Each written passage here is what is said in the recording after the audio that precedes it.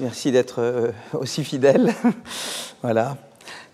Très, donc je vais poursuivre. Donc je vais continuer à parler du rapport Draghi, et puis après je vais vous parler de climat et d'innovation verte. Après je vous parlerai de révolution technologique et d'intelligence artificielle, et après je vous parlerai de Chine. Voilà un peu le menu des réjouissances jusqu'à la fin du cours. Alors il se peut, ce n'est pas encore certain, mais il se peut que Draghi vienne le 13 novembre, voilà, ici. Voilà, mais voilà, donc on espère, mais je croise les doigts, c'est pas encore certain, mais normalement, hopefully, voilà, on verra. C'est pas encore sûr, mais il y a des bonnes chances. Très bien, donc et il sait qu'il y a ce cours. Il a vu les slides. Donc je vais passer très vite parce que je reprends un peu ce qu'on va dire.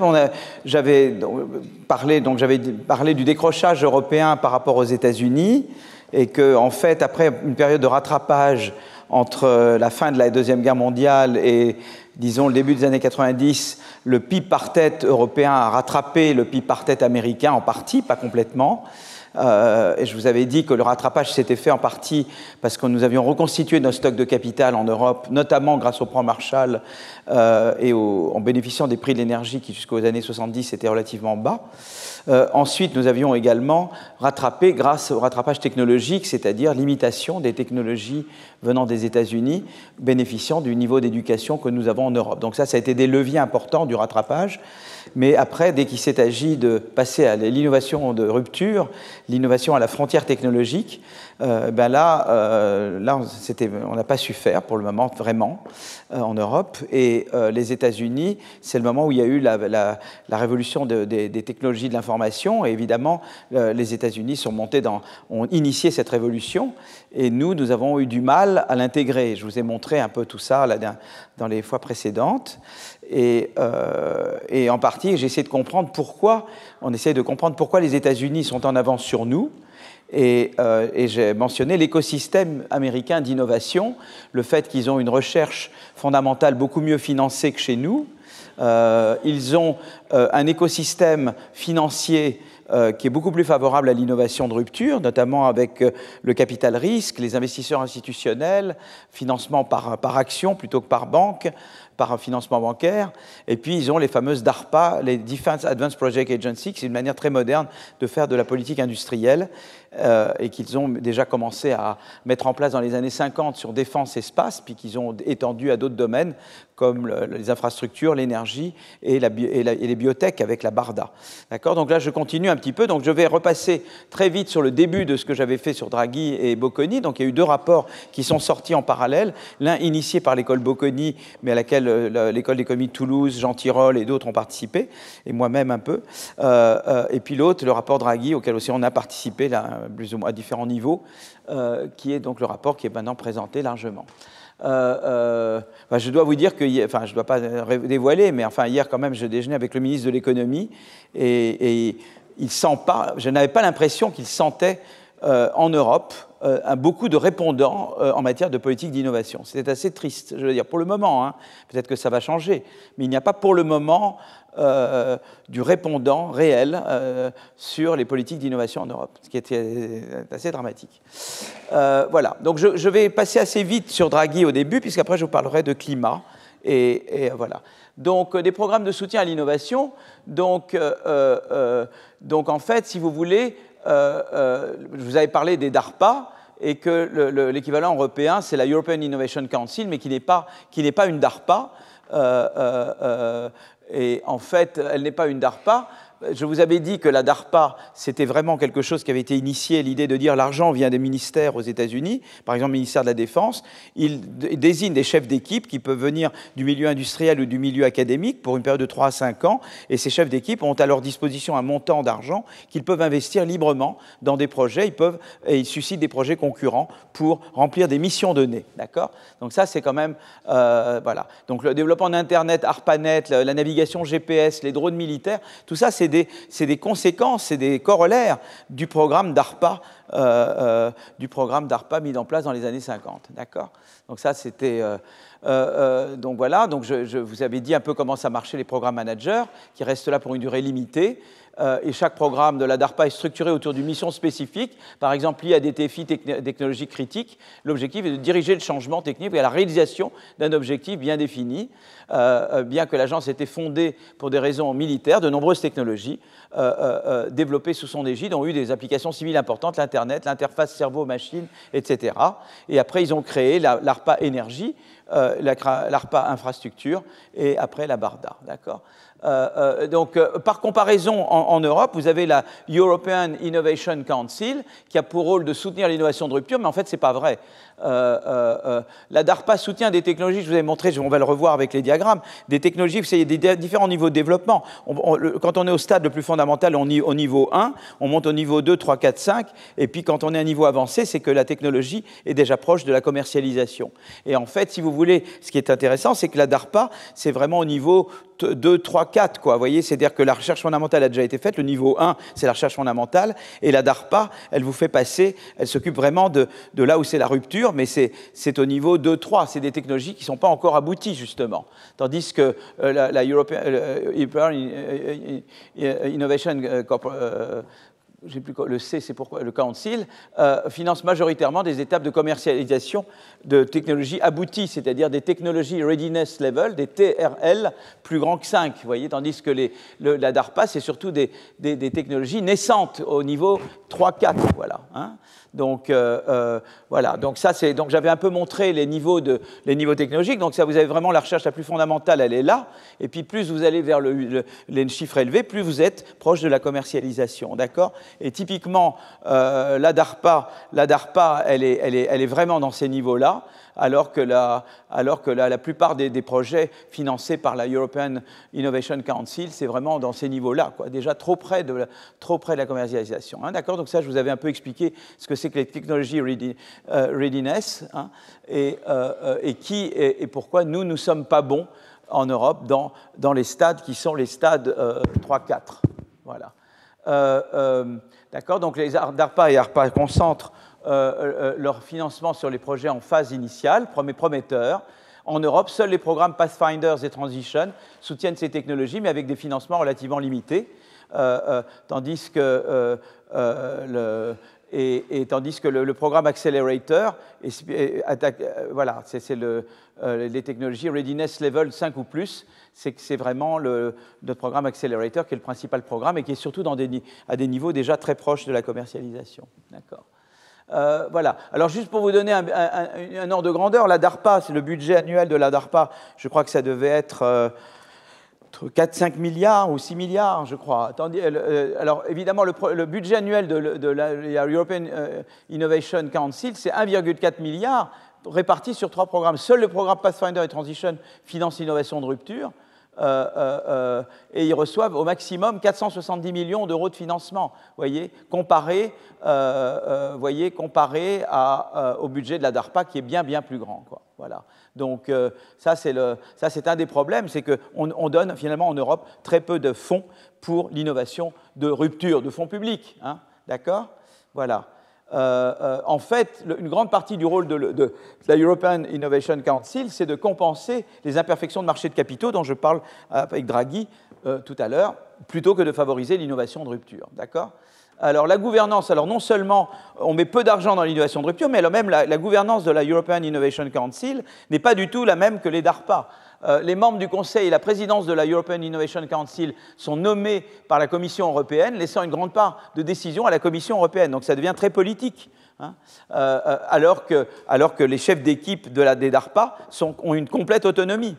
Ils sont absolument, c'est comme des banques centrales indépendantes. Ouais. Ils ne sont absolument pas soumis aux pressions des politiques a priori. La dépendance donc de la European Innovation Council est limitée, à l'inverse de la European... Alors il y a un truc en Europe qui est un peu autonome, c'est l'ERC, pour financer la recherche fondamentale, mais apparemment certains me disent qu'il y a des velléités de reprendre en main l'ERC. Alors j'espère que ça ne se passera pas, mais il y a un danger de retour en arrière sur le financement de la recherche fondamentale. Alors les membres du Conseil de la European Innovation Council ne sont pas tenus d'être des scientifiques, beaucoup ont une expérience dans le monde des affaires seulement. Seuls 4 des 21 membres du Conseil sont des profs universitaires. Moins de la moitié disposent d'un diplôme en sciences et ingénierie. D'accord? Et bien qu'une présence de business people est utile, elle semble ici disproportionnée. D'accord? Le contrôle politique et l'insuffisance d'influence des scientifiques sur l'European Innovation Council contrastent fortement avec la gouvernance des DARPA. Les programmes sont gérés par des experts scientifiques ou des industriels, mais toujours avec des experts scientifiques.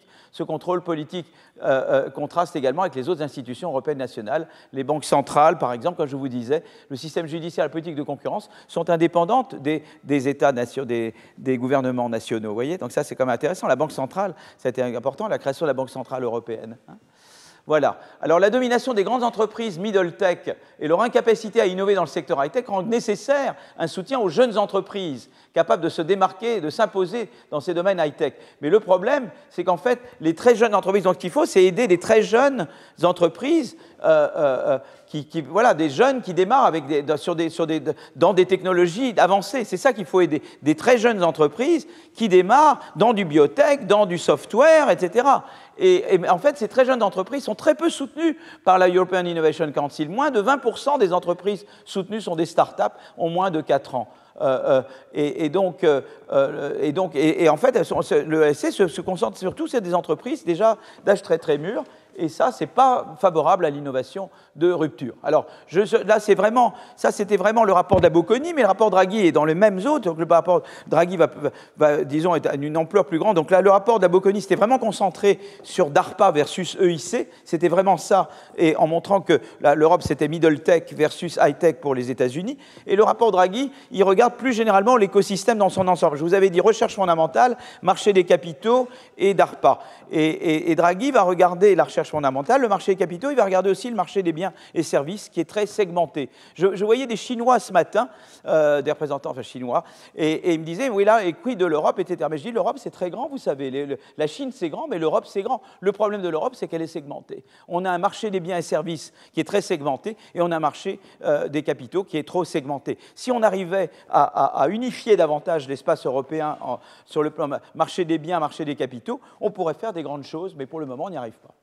Alors, donc voilà, donc je vous ai parlé de rapport Draghi, plus de 400 pages, etc.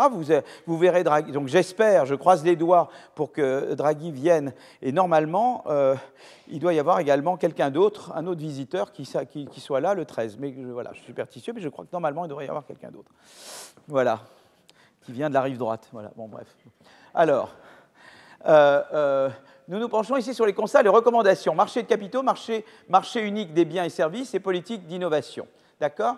Donc voilà. Donc en gros, je vais passer très vite parce que la première partie, nous l'avions déjà vue, mais c'est bien de revoir un petit peu, mais je vais aller assez vite pour vous remettre dans le bain investissement et marché des capitaux. Donc ensuite, je passerai plus de temps sur unification du marché des biens et services et après sur politique d'innovation. D'accord ? Donc je reprends le premier. Le premier, on l'a déjà vu la dernière fois. Je vais repasser assez vite, mais pour quand même vous mettre dans le bain. Puis je pense que c'est bien de revoir les choses parce que je pense que c'est une bonne méthode pour faire entrer, pour que vous ayez bien les choses à l'esprit. Alors, marché des capitaux, on avait vu d'abord que l'investissement, faiblesse de l'investissement en Europe, l'investissement privé est de 1,5 point de PIB inférieur en Europe qu'aux États-Unis. L'investissement public est de 0,4 point de PIB inférieur.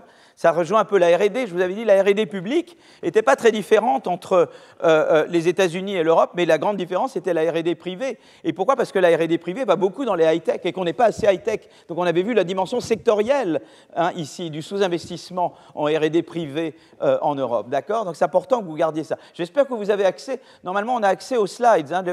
Vous devez avoir, et je pense que c'est important après, que vous, un peu quand vous avez un moment, que vous revoyez les slides qu'on a passés, parce que c'est important que vous en imprégniez. Voilà. Alors, il y a des paradoxes, parce que, évidemment, le taux d'épargne des ménages européens est plus élevé que le taux d'épargne des ménages. C'est intéressant. Hier, on avait cette réunion, je ne dois pas dire ce qui se dit au ministère de l'économie avec le ministre de l'économie, devant 600 personnes, mais je pense que c'est... Mais c'était intéressant parce que quelqu'un, enfin, mettait en évidence, on a tendance à être très pessimiste pour l'Europe, mais on dit quand même en Europe, il y a quelque chose, et en France notamment, on a un taux d'épargne élevé. Le problème, c'est qu'on ne sait pas la mobiliser, quoi. Mais on a un taux d'épargne élevé, on pourrait faire beaucoup de choses avec cette épargne. Et le problème, c'est qu'on ne sait pas mobiliser l'épargne. Eux, les États-Unis, savent utiliser, ils ont beaucoup moins d'épargne que nous, mais ils savent la diriger vers l'innovation de rupture. Et nous, on ne sait pas, et c'est le gros problème. On a beaucoup d'épargne, mais on ne sait pas quoi en faire. Alors, donc, voilà. Donc, le taux d'épargne des ménages européens est plus élevé. Vous vous rendez compte, 15% versus 5%. C'est quand même une réserve extraordinaire. Mais le problème, c'est que la richesse et les actifs des ménages américains sont beaucoup plus dynamiques que ceux des Européens. La valeur nette du patrimoine des ménages américains a crû de 150% entre 2009 et 2023, contre 55% pendant la même période en Europe. D'accord ? Et cet éclat reflète largement la capacité bien meilleure du système financier américain à transformer l'épargne des ménages en des investissements à fort rendement, en des investissements dans l'innovation de rupture et dans le high-tech. Et nous, on ne sait pas faire. Voyez. Donc ça, c'est le gros problème. Alors, quelles sont les causes? Je vais repasser parce que là, on l'avait vu déjà, mais je veux bien revoir à nouveau parce que c'est important que vous vous imprégniez de ça. Une des causes premières de la faiblesse des investissements européens est la fragmentation des marchés de capitaux. Alors, il y a plusieurs facteurs à l'origine de cette fragmentation. L'Europe ne dispose pas d'un régulateur unique pour la régulation de marchés d'actifs financiers, ni d'un cadre réglementaire unique pour les transactions, ce qui est incroyable quand on y pense. Hein. Deuxième chose, le cadre pour le règlement de la compensation des transactions est nettement moins harmonisé qu'aux États-Unis. Il y a plus de 20 plateformes de compensation en Europe, alors qu'il y a une seule plateforme aux États-Unis. Et les régimes fiscaux et d'insolvabilité, c'est-à-dire les régimes fiscaux, donc c'est la taxation, et l'insolvabilité, c'est-à-dire les lois de faillite, hein, la bankruptcy law, quoi. Hein. Eh bien, bankruptcy law, aux États-Unis, il y a un chapitre 11, un chapitre 7. Hein, quand vous êtes liquidé, c'est le chapitre 7. Quand vous faites bankruptcy réorganisation, c'est le chapitre 11. Il y en a un. Il est le même au Texas, en Massachusetts, c'est partout. D'accord ? Tandis que c'est une tour de Babel, l'Europe. Hein, d'accord ? Donc, les régimes fiscaux et d'insolvabilité restent désalignés, restent morcelés au sein de l'Europe, avec des disparités importantes dans les règles fiscales, les seuils d'insolvabilité, les priorités des créanciers, parce que vous savez que dans les lois de faillite, moi j'ai pas mal travaillé sur les lois de faillite avec un co-auteur qui s'appelle Oliver Hart, qui a eu le prix Nobel en 2016, sur la théorie des contrats, et on avait travaillé avec lui et John Moore, qui est un économiste en Grande-Bretagne, sur comment réformer le chapitre 11. Moi, je me suis beaucoup intéressé à l'insolvabilité. Voilà. Mais c'est très important, l'ordre des créanciers, dans quel ordre, quand vous passez en faillite, quel est l'ordre de priorité entre les créanciers et d'autres ayant droit aux actifs de l'entreprise, d'accord ? Eh bien, aux États-Unis, il y a une seule bankruptcy code. Il y a un bankruptcy code. En Europe, c'est la tour de Babel. Hein, d'accord ? Donc, c'est tous ces morcelages diminuent les investissements transnationaux au sein de l'Europe et rendent les transactions transfrontalières plus complexes et coûteuses. D'accord ? Alors, il y a eu un certain nombre de réformes récentes qui ont été mises en place, mais c'est des petites réformes, quoi. Donc, je ne vais pas passer de temps là-dessus, je vais passer tout de suite à d'autres choses. C'est qu'en fait, un système très morcelé avec des petites réformettes, mais en gros, on a un système très, très morcelé. Deuxième chose, les systèmes de retraite se divisent en 3 piliers. Le premier pilier, financé par des fonds publics. Le deuxième pilier, allié au plan de pension professionnelle. Le troisième pilier, constitué de produits de retraite individuels. En gros, si vous voulez, chez nous, c'est beaucoup le public et répartition. Moi, je suis un grand partisan de la retraite par répartition, mais je pense qu'au-delà d'un certain seuil, il faut autoriser un peu de capitalisation. C'est comme ça qu'on aura des investisseurs institutionnels. Il n'y a pas de miracle. C'est quoi les investisseurs institutionnels aux États-Unis? C'est les fonds de pension et les fonds mutuels. Mais si toute la retraite est en répartition, eh bien, il y a très peu de place pour les fonds, pour des investisseurs institutionnels. Voilà. Donc, il faut tout protégeant, parce que je pense qu'il y a beaucoup d'avantages au système par répartition. Il est très protecteur, mais en même temps, je pense qu'il faut laisser de la place pour la capitalisation. Voilà. Alors, les investissements dans les fonds de pension bien développés pourraient augmenter l'apport en capital par les ménages et ainsi augmenter l'investissement. En 22, les actifs des régimes de pension représentaient seulement 32% du PIB en Europe, contre 142% aux États-Unis et 100% au Royaume-Uni.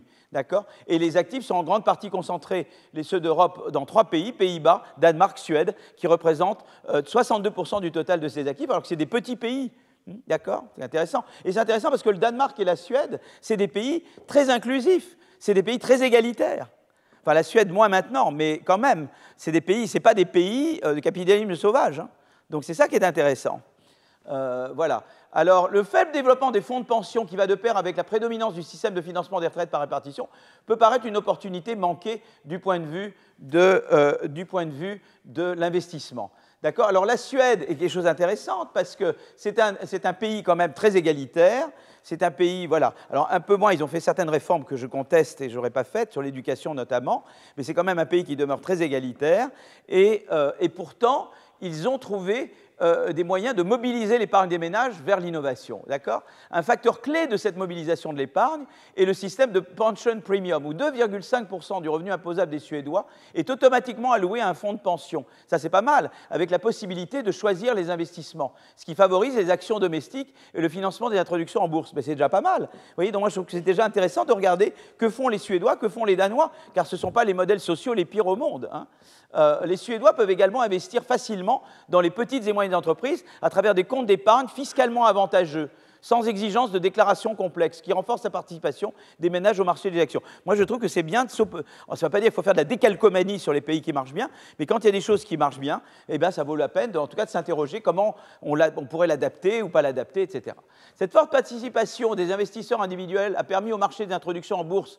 Alors d'ailleurs, IPO, j'ai fait une erreur qu'on m'a fait remarquer. Je dis offre publique d'achat, c'est pas IPO, c'est Initial Public Offering. Mais public, quand on dit public aux États-Unis, ça veut dire que when we go public, ça veut dire que vous allez en bourse. C'est ça que vous allez. C'est Initial Public Offering. Donc, c'est introduction en bourse. Voilà. Donc, si j'ai jamais utilisé le mot offre publique d'achat, mea culpa, m'a fait remarquer une personne qui assiste au cours, c'est introduction en bourse. D'accord ? Donc, ça a permis au marché des introductions en bourse d'exploser avec plus de 500 IPOs en 10 ans, surpassant l'Allemagne, la France, les Pays-Bas et l'Espagne. Et la Suède, c'est tout petit, c'est 9 millions d'habitants. Hein.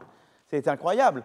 La Suède bénéficie donc d'une profondeur de marché des capitaux très supérieure à la moyenne européenne, permettant de meilleures performances boursières, favorisant le maintien d'entreprises innovantes au sein de son propre système productif. Moi, la Suède m'a toujours intéressé parce que je tiens beaucoup au modèle social, et même de l'améliorer, et donc j'ai toujours regardé des pays qui essayaient de préserver leur modèle social, mais qui quand même allaient davantage vers l'innovation. Et j'ai toujours eu cette idée, que je pousse toujours, on n'a pas besoin de renoncer au modèle social pour pousser l'innovation. On peut tout à fait trouver des moyens de réconcilier modèle social et poursuite de l'innovation. Voilà. Donc, alors l'autre chose, c'est donc on a parlé déjà des choses, un système financier morcelé, des systèmes de retraite qui ne favorisent pas disons, à part en Suède et dans quelques pays, eh bien, qui ne favorisent pas l'innovation de financement de l'innovation de rupture. Et il y a quelque chose de très important, donc j'ai commencé à parler la dernière fois, c'est le fait qu'en Europe, eh bien, Pagano, c'est un très bon copain, je ne l'ai pas vu depuis longtemps, il est à Naples. Et au début, comme il y avait peu de moyens à Naples, il faisait ses cours dans un cinéma pornographique. Alors, la nuit, c'était un cinéma porno et le jour, c'était Pagano. Mais Pagano est très distinct, hein, il n'a pas fait de striptease, il a enseigné ça très bien. Voilà, ça, c'est le charme napolitain. Voilà. Bon, alors, donc, en fait, si on regarde le financement, vous voyez, là, on regarde le total bank assets, les actifs bancaires rapportés au PIB des différentes régions ou pays, et on voit que l'Europe est très au-dessus. Le Japon est encore un peu au-dessus des États-Unis, mais vous voyez qu'en Europe, on a vraiment beaucoup les actifs bancaires rapportés au PIB, c'est quelque chose de beaucoup plus gros en Europe qu'aux États-Unis. D'accord ? Donc, ça veut dire qu'on a vraiment un financement bancaire. L'Europe dépend excessivement du financement par les banques, et le financement par les banques, c'est-à-dire c'est du financement par dette. Le financement par dette, ça veut dire vous me payez un fixe, sauf si vous allez en faillite, là, je reprends quelque chose dans la boîte. C'est ça, le financement par dette. C'est vous me devez quelque chose de fixe, et donc je ne m'occupe pas trop de vous, et si ça va mal, je m'occupe de vous, parce qu'il y a la faillite. Alors que le capital risque, je m'occupe de vous vraiment. Tu vois, et je vous prends en main, et en général, les banques, elles vous demandent, et on ne dit pas collatéral, à ce moment-là, on vous demande des sécurités, c'est ce qu'on m'a dit aussi, ils vont vous dire des sécurités, on vous demande des actifs sur lesquels on peut gager l'emprunt. Donc les banques, en général, moi, je vous prête, je vous dis, bon, moi, je veux quand même avoir des sécurités, donc comme vous faites ce que vous voulez, je n'interviens pas, le financement bancaire par dette, c'est un financement où, quand tout va bien, le créditeur n'intervient pas dans vos affaires, il ne vous dit pas ce que vous devez faire. Il n'intervient que quand ça va mal. S'il y a faillite, là, il intervient, évidemment. Parce que la faillite, c'est un transfert de contrôle de l'entreprise vers les créditeurs. En fait, c'est ça. Hein. Mais quand ça va bien, il n'intervient pas du tout. Et si vous n'avez pas beaucoup d'actifs que vous pouvez gager, que vous utilisez comme sécurité des machines ou des locaux ou des machins, la banque, elle sera très, très frileuse. Parce qu'elle dit, moi, sur quoi je me retourne ? Vous faites ce que vous voulez, je n'ai pas de contrôle sur ce que vous faites. Je ne touche qu'un fixe quand ça va bien. Donc, et quand ça va mal, les pertes sont pour moi. Donc quand ça va bien, les gains sont essentiellement pour vous, moins quelque chose de fixe. Et quand ça va mal, c'est pour moi, quoi. Et en plus, je ne peux pas contrôler ce que vous faites. Donc, évidemment, quand je suis comme ça, je suis très frileux. Je dis, oulala, je ne vais pas m'engager dans des projets risqués, parce que des projets risqués, surtout innovants, les projets très innovants, il n'y a pas beaucoup de machines et beaucoup de locaux. Il y a surtout des idées. Et donc, je ne m'engage pas facilement dans des trucs comme ça, si c'est par des contrats de dette, d'accord ?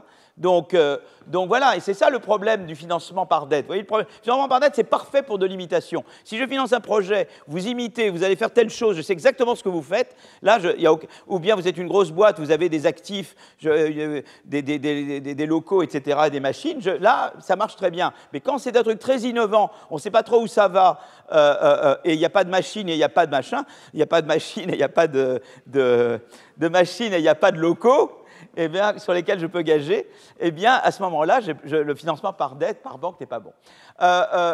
Donc, le ratio des actifs bancaires par rapport au PIB est similaire aux États-Unis et en Europe jusqu'aux années 60, mais a divergé ensuite. Donc, c'est très intéressant. La dépendance au marché des capitaux varie au sein de l'Europe. Elle est plus forte dans des pays comme les nations scandinaves, évidemment, parce que là, ils ont développé, notamment la Suède, des marchés de capitaux, d'accord ? Mais même dans ces pays, le rôle des marchés de capitaux dans le financement reste inférieur à celui des États-Unis et du Royaume-Uni. Pourquoi la forte dépendance au financement bancaire est-elle problématique ? Eh bien, elle est problématique parce que les banques ne sont pas les mieux placées pour financer l'innovation, qui nécessite des investissements en capital qui sont tolérants au risque. Et en général, l'investisseur n'a pas beaucoup d'actifs sur lesquels gager l'investissement, hein, qu'il peut utiliser, KLOL peut utiliser comme sécurité. Les banques sont soumises en plus à une réglementation prudentielle stricte et manquent d'expertise pour évaluer et surveiller les entreprises innovantes, contrairement au capital risqueur, aux fonds de capital investissement et aux investisseurs providentiels, ce qu'on appelle les business angels, d'accord ? Voilà, les entreprises innovantes en croissance ont des flux en trésorerie très volatiles.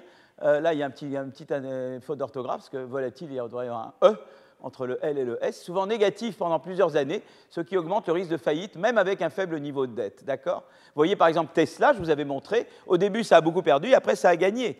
Mais voilà, mais un capital risqueur, il va y aller, parce que le capital risqueur, il va avoir aussi une fraction des profits. Vous voyez, le capital risqueur. Quand vous êtes capital risqueur, d'abord, je vous contrôle, je peux contrôler ce que vous faites dès le début, et en plus, j'ai une part des gains.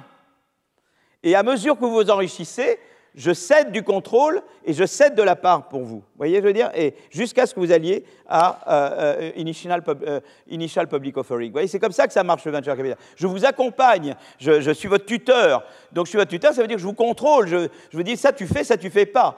Et je prends une part quand ça va très bien. Vous voyez, tandis que le contrat de dette, c'est plafonné, quoi. Vous me donnez un fixe et tout ce qui va en plus, c'est pour vous. Là, non. Quand je suis capital risqueur, je prends ma part du upside, comme on dit en anglais. Hein. Je prends ma part des revenus quand ils sont hauts et je vous contrôle. Donc, c'est pour ça que je suis prêt à prendre des risques avec vous. Et à mesure que vous vous enrichissez, que vous réussissez, à ce moment-là, vous pouvez gager votre soutien financier sur des actifs, sur du capital accumulé, et à ce moment-là, je peux du coup, moi comme capital risqueur, comme un parent vous laisse au début, il vous laisse rien faire, après il vous laisse aller tout seul à l'école, ensuite c'est la même chose le capital risqueur. Il vous laisse faire davantage de choses à mesure que l'entreprise grandit et qu'elle peut gager et qu'elle peut toujours payer l'investisseur avec des fonds accumulés, des fonds propres. Vous voyez, c'est ça l'idée du capital risque. Et la banque, c'est pas du tout ça. La banque, ça marche pas comme ça. Voilà.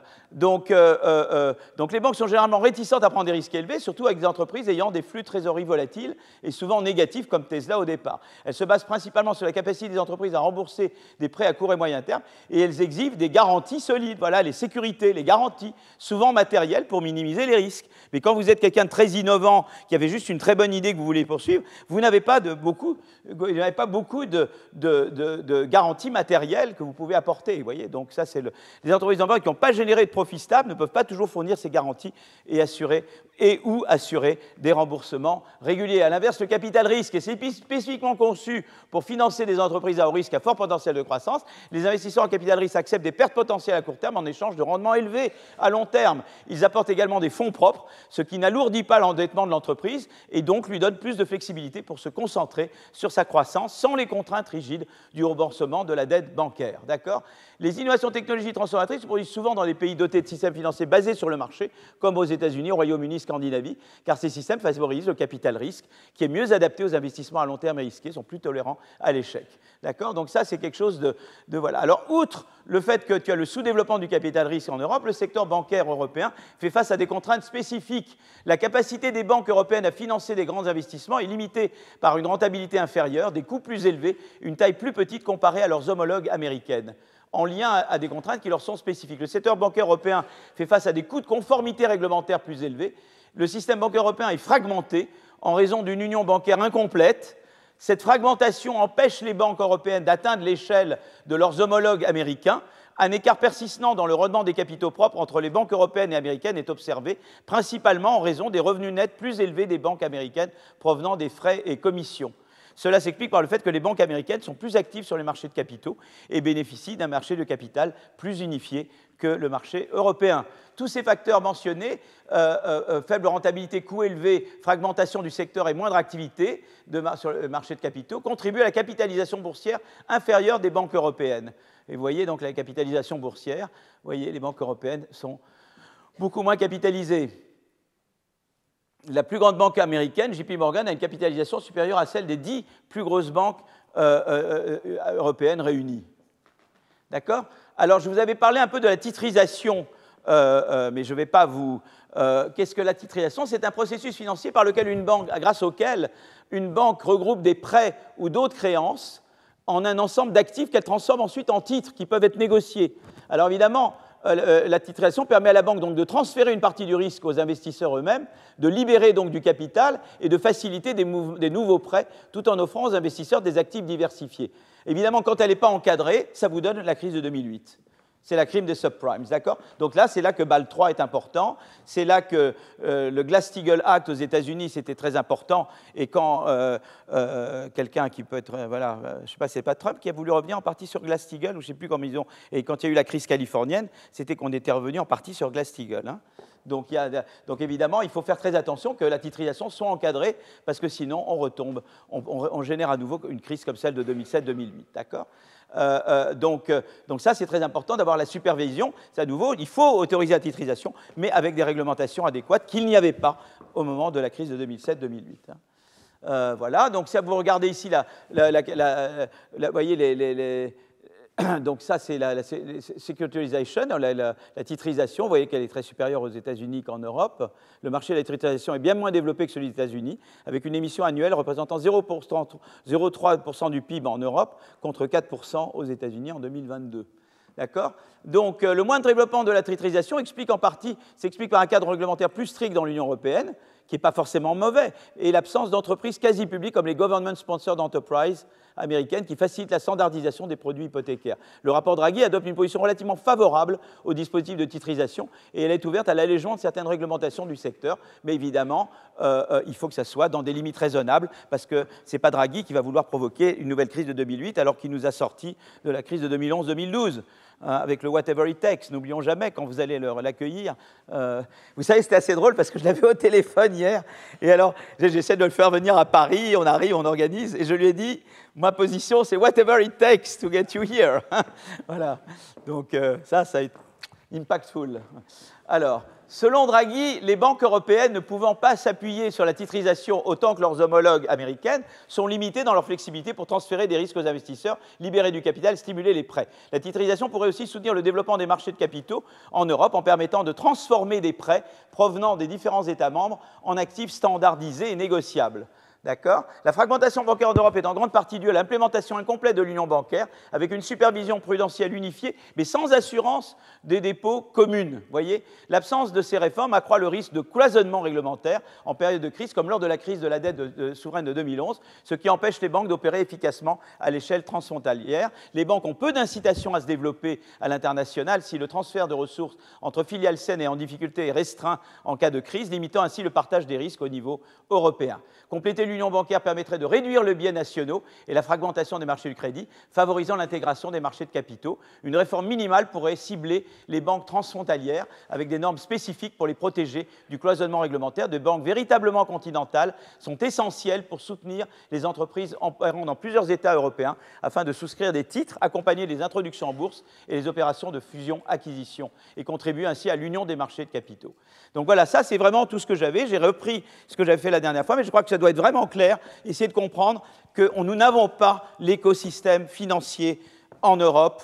Vous voyez, que ce soit capital risque, investisseurs institutionnels, vous voyez, pourquoi nous ne l'avons pas, et trop de financement par dette et par banque, mais avec des banques qui sont très, quand même, elles ne peuvent pas faire ce qu'elles veulent. Et vous voyez, tout ça, ça contraint le financement. Tout ça, ça limite tout ce qu'on peut faire pour le financement de l'innovation de rupture en Europe. Voilà, donc ça, c'est quelque chose que j'espère qui est bien rentré en vous. Et maintenant, je vais parler du marché des biens et services, d'accord? Donc, il y a, évidemment, vous avez entendu parler du marché unique, d'accord? Et seulement, vous pouvez dire, bah, donc, on a le marché unique, donc c'est bon. Mais en fait, c'est pas si simple, parce que il y a en fait des limites au marché unique. Et donc, essayez de comprendre un peu quelles sont ces limites au marché unique. Et c'est très important. Pourquoi c'est important d'avoir un marché unifié? Parce que vous êtes un innovateur. Vous voulez avoir des rentes d'innovation, mais vous voulez les rentes le plus grandes possible. Donc, vous voulez plus le marché est grand, plus vous avez des rentes à l'innovation et plus vous êtes incité à innover. Donc c'est pour ça que c'est important. Et puis, donc, vous voyez pourquoi le marché unique est important? D'abord parce que ça donne des rentes plus grandes à l'innovation. Deux, parce que le marché unique permet davantage la concurrence. Quand il y a un marché unique, il y a davantage de concurrence. Or, nous avons vu, j'en ai parlé, je reviendrai là-dessus, la concurrence stimule l'innovation. J'innove, surtout l'innovation à la frontière. Pour ceux qui sont très bons, qui sont susceptibles de produire une innovation de rupture, davantage de concurrence, ça stimule l'innovation pour échapper aux concurrents. C'est comme ça, je vais parler avec les Chinois ce matin à nouveau. Je veux dire, évidemment, il y a deux attitudes face à la concurrence de la Chine et des autres. L'un, c'est de faire du protectionnisme. Alors évidemment, si vous ne jouez pas le jeu, on est obligé de mettre des barrières. Est-ce que vous jouez le jeu? Bon, évidemment. Mais c'est l'innovation qui est la meilleure réponse à la concurrence. Vous voyez, c'est ça qui est la meilleure manière. Si maintenant la Chine se met à faire des panneaux solaires, ben, on ne va pas, nous, continuer à persister uniquement sur les panneaux solaires. On va trouver quelque chose de mieux que les panneaux solaires. Et c'est ça la meilleure réponse à la concurrence. C'est ça. Donc, le marché unique, c'est davantage de rente pour un innovateur potentiel, c'est davantage de concurrence, ce qui stimule également l'innovation, parce que j'innove pour échapper à la concurrence des autres, et c'est davantage de transfert de technologie également, parce que quand je commerce davantage, je transfère de la technologie. Tout ça est bon pour l'innovation, vous voyez, je veux dire. Donc, on a vraiment besoin d'un marché unique. Et donc, voilà. Mais malheureusement, il y a beaucoup de cas de surtransposition des directives européennes, voilà, qui contribuent à une unification imparfaite du marché commun européen. La surtransposition se produit lorsqu'un État membre transpose une législation de l'UE en imposant des exigences supplémentaires dans sa législation nationale, allant au-delà des normes et obligations fixées par le droit de l'Union européenne, entraînant des coûts réglementaires supplémentaires. Alors, il y a un bon exemple, c'est par exemple dans l'IA, mais ça, je reviendrai là-dessus, il y a ce qu'on appelle le règlement général des politiques de données, la RGPD, qui donne déjà un certain nombre de règles. Mais nous, par-dessus ça, on a la CNIL, la Commission nationale d'information et liberté, qui est très bien. Mais la CNIL, par exemple, pour les données de santé pour les chercheurs, il faut une autorisation préalable de la CNIL. Alors, les malheureux, ils sont 4 tondus et 3 pelés, quoi. Ils sont très peu nombreux. Et ils doivent traiter de plein de demandes. Ils n'y arrivent plus. Ça prend 18 mois. En 18 mois, tu as perdu la bataille de l'innovation. Tu comprends? Donc voilà un exemple de surtransposition. On ajoute à la RGPD la CNIL. Alors la CNIL elle-même est demandeuse de dire mais déchargez-nous, rendez-nous la vie plus simple.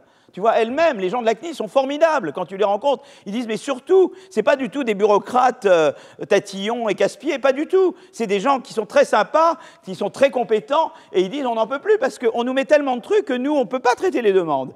Donc simplifiez-nous la vie. Voilà un cas de surtransposition. Donc c'est pour ça que nous, dans le rapport IA, que j'ai co-présidé avec Anne Bouvron, on avait dit, eh bien, il faut plus d'autorisation préalable pour l'utilisation des données de santé par les chercheurs, les chercheurs en santé. Donc ça, c'est une chose importante qu'on pousse, on va voir si ça va se faire ou pas. Donc si ça se fait, c'est grâce à disons, à l'ensemble de la commission IA, qui était une commission formidable. Bon, alors donc je reviens sur mon truc. La surtransposition. Alors, 3 mécanismes favorisent ces surtranspositions. La super-équivalence. Lors de la transposition des directives, les États peuvent aller au-delà du strict nécessaire, par exemple en supprimant les dérogations ou en imposant des normes plus strictes. Ensuite, il y a la flexibilité dans la législation de l'Union européenne. Certaines directives laissent de la marge d'interprétation aux États pour fixer des normes nationales plus élevées dans des domaines tels que la protection des consommateurs, ce qui peut créer des divergences au sein du marché unique et alourdir la charge pour les entreprises. Double réglementation, les politiques nationales peuvent parfois maintenir en place des lois nationales parallèles, créant un double régime réglementaires qui compliquent l'application de la législation de l'Union européenne. Voilà. Donc, donc, si vous voulez, le manque de mise en œuvre rigoureuse des règles visant à limiter la surtransposition pose problème en nuisant à l'unification du marché commun. Deux solutions encore trop peu exploitées. La Commission européenne peut lancer des procédures d'infraction et elle peut renforcer la coopération avec les États membres pour assurer une application efficace des législations du marché unique. Donc voilà, déjà, là, voilà, dans Draghi, donc il y a tout ce volet. Qu'est-ce que je peux faire pour rendre le marché unique véritablement unique? On en est encore loin, d'accord? Donc ça, c'est tout un pan très important. Et maintenant, on arrive à la politique d'innovation européenne. Alors moi, en France, le gros problème que j'ai en France, quand je vois des politiques, ils pensent que l'innovation, ça se fait dans les grandes entreprises. Je n'ai rien contre les grandes entreprises. Et que tu tapes dans le dos de quelques patrons du CAC 40 et que ça te fait une politique d'innovation. Le problème chez nous, c'est que les dirigeants politiques ont rarement été à l'université. Ils ne savent pas ce qu'est l'université. Ils ont fait en général Sciences Po, et qui est très bien. Ils ont été de Sciences Po, qui est devenu davantage université, mais l'époque où ils y étaient, ce n'était pas beaucoup université. Et après, ils ont fait l'ENA, qui était très bien. Donc, je n'ai rien contre l'ENA. Je pense que c'était une chose très importante, l'ENA. Un grand acquis démocratique, en fait. On en parlera à un autre moment. Et après, ils ont été dans les grands corps. Voilà, je n'ai rien contre les grands corps, mais voilà, donc c'est des gens qui n'ont pas été à l'université. Voilà. Donc, et les grands corps, c'est très important. Et voilà, donc je ne suis pas du tout pour démanteler et enlever et ce qui marche. Bon. Mais ils ne savent pas ce que c'est qu'une université. Et ils n'ont pas compris que la recherche se fait d'abord à l'université. Voilà, c'est comme ça. Les grandes innovations, ça se fait à l'université. Et ça, c'est quelque chose que... Et que l'innovation, c'est une chaîne qui part du fondamental et qui va vers les choses plus appliquées. Et tu ne peux pas avoir de bonne recherche, bonne innovation si tu n'as de pointe si tu n'as pas un système universitaire correctement financé et de la recherche fondamentale correctement financée. Ça, ce n'est pas possible. Donc là, si tu regardes en Europe, par exemple, le diagramme de gauche te montre la part des différentes régions ou pays dans les publications scientifiques. Et puis, à droite, c'est dans les parts dans les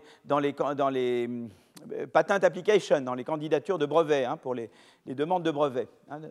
Et en fait, ce qu'on voit, c'est qu'en termes de publications scientifiques, l'Europe se classe en deuxième position devant les États-Unis, derrière la Chine, en étant à l'origine de presque 20% des publications scientifiques dans le monde. Et on avait déjà vu avant, je vous avais déjà mentionné, que même les innovations de rupture, 20% des citations, 20-25%, pour 25%, ça cite des papiers d'Européens.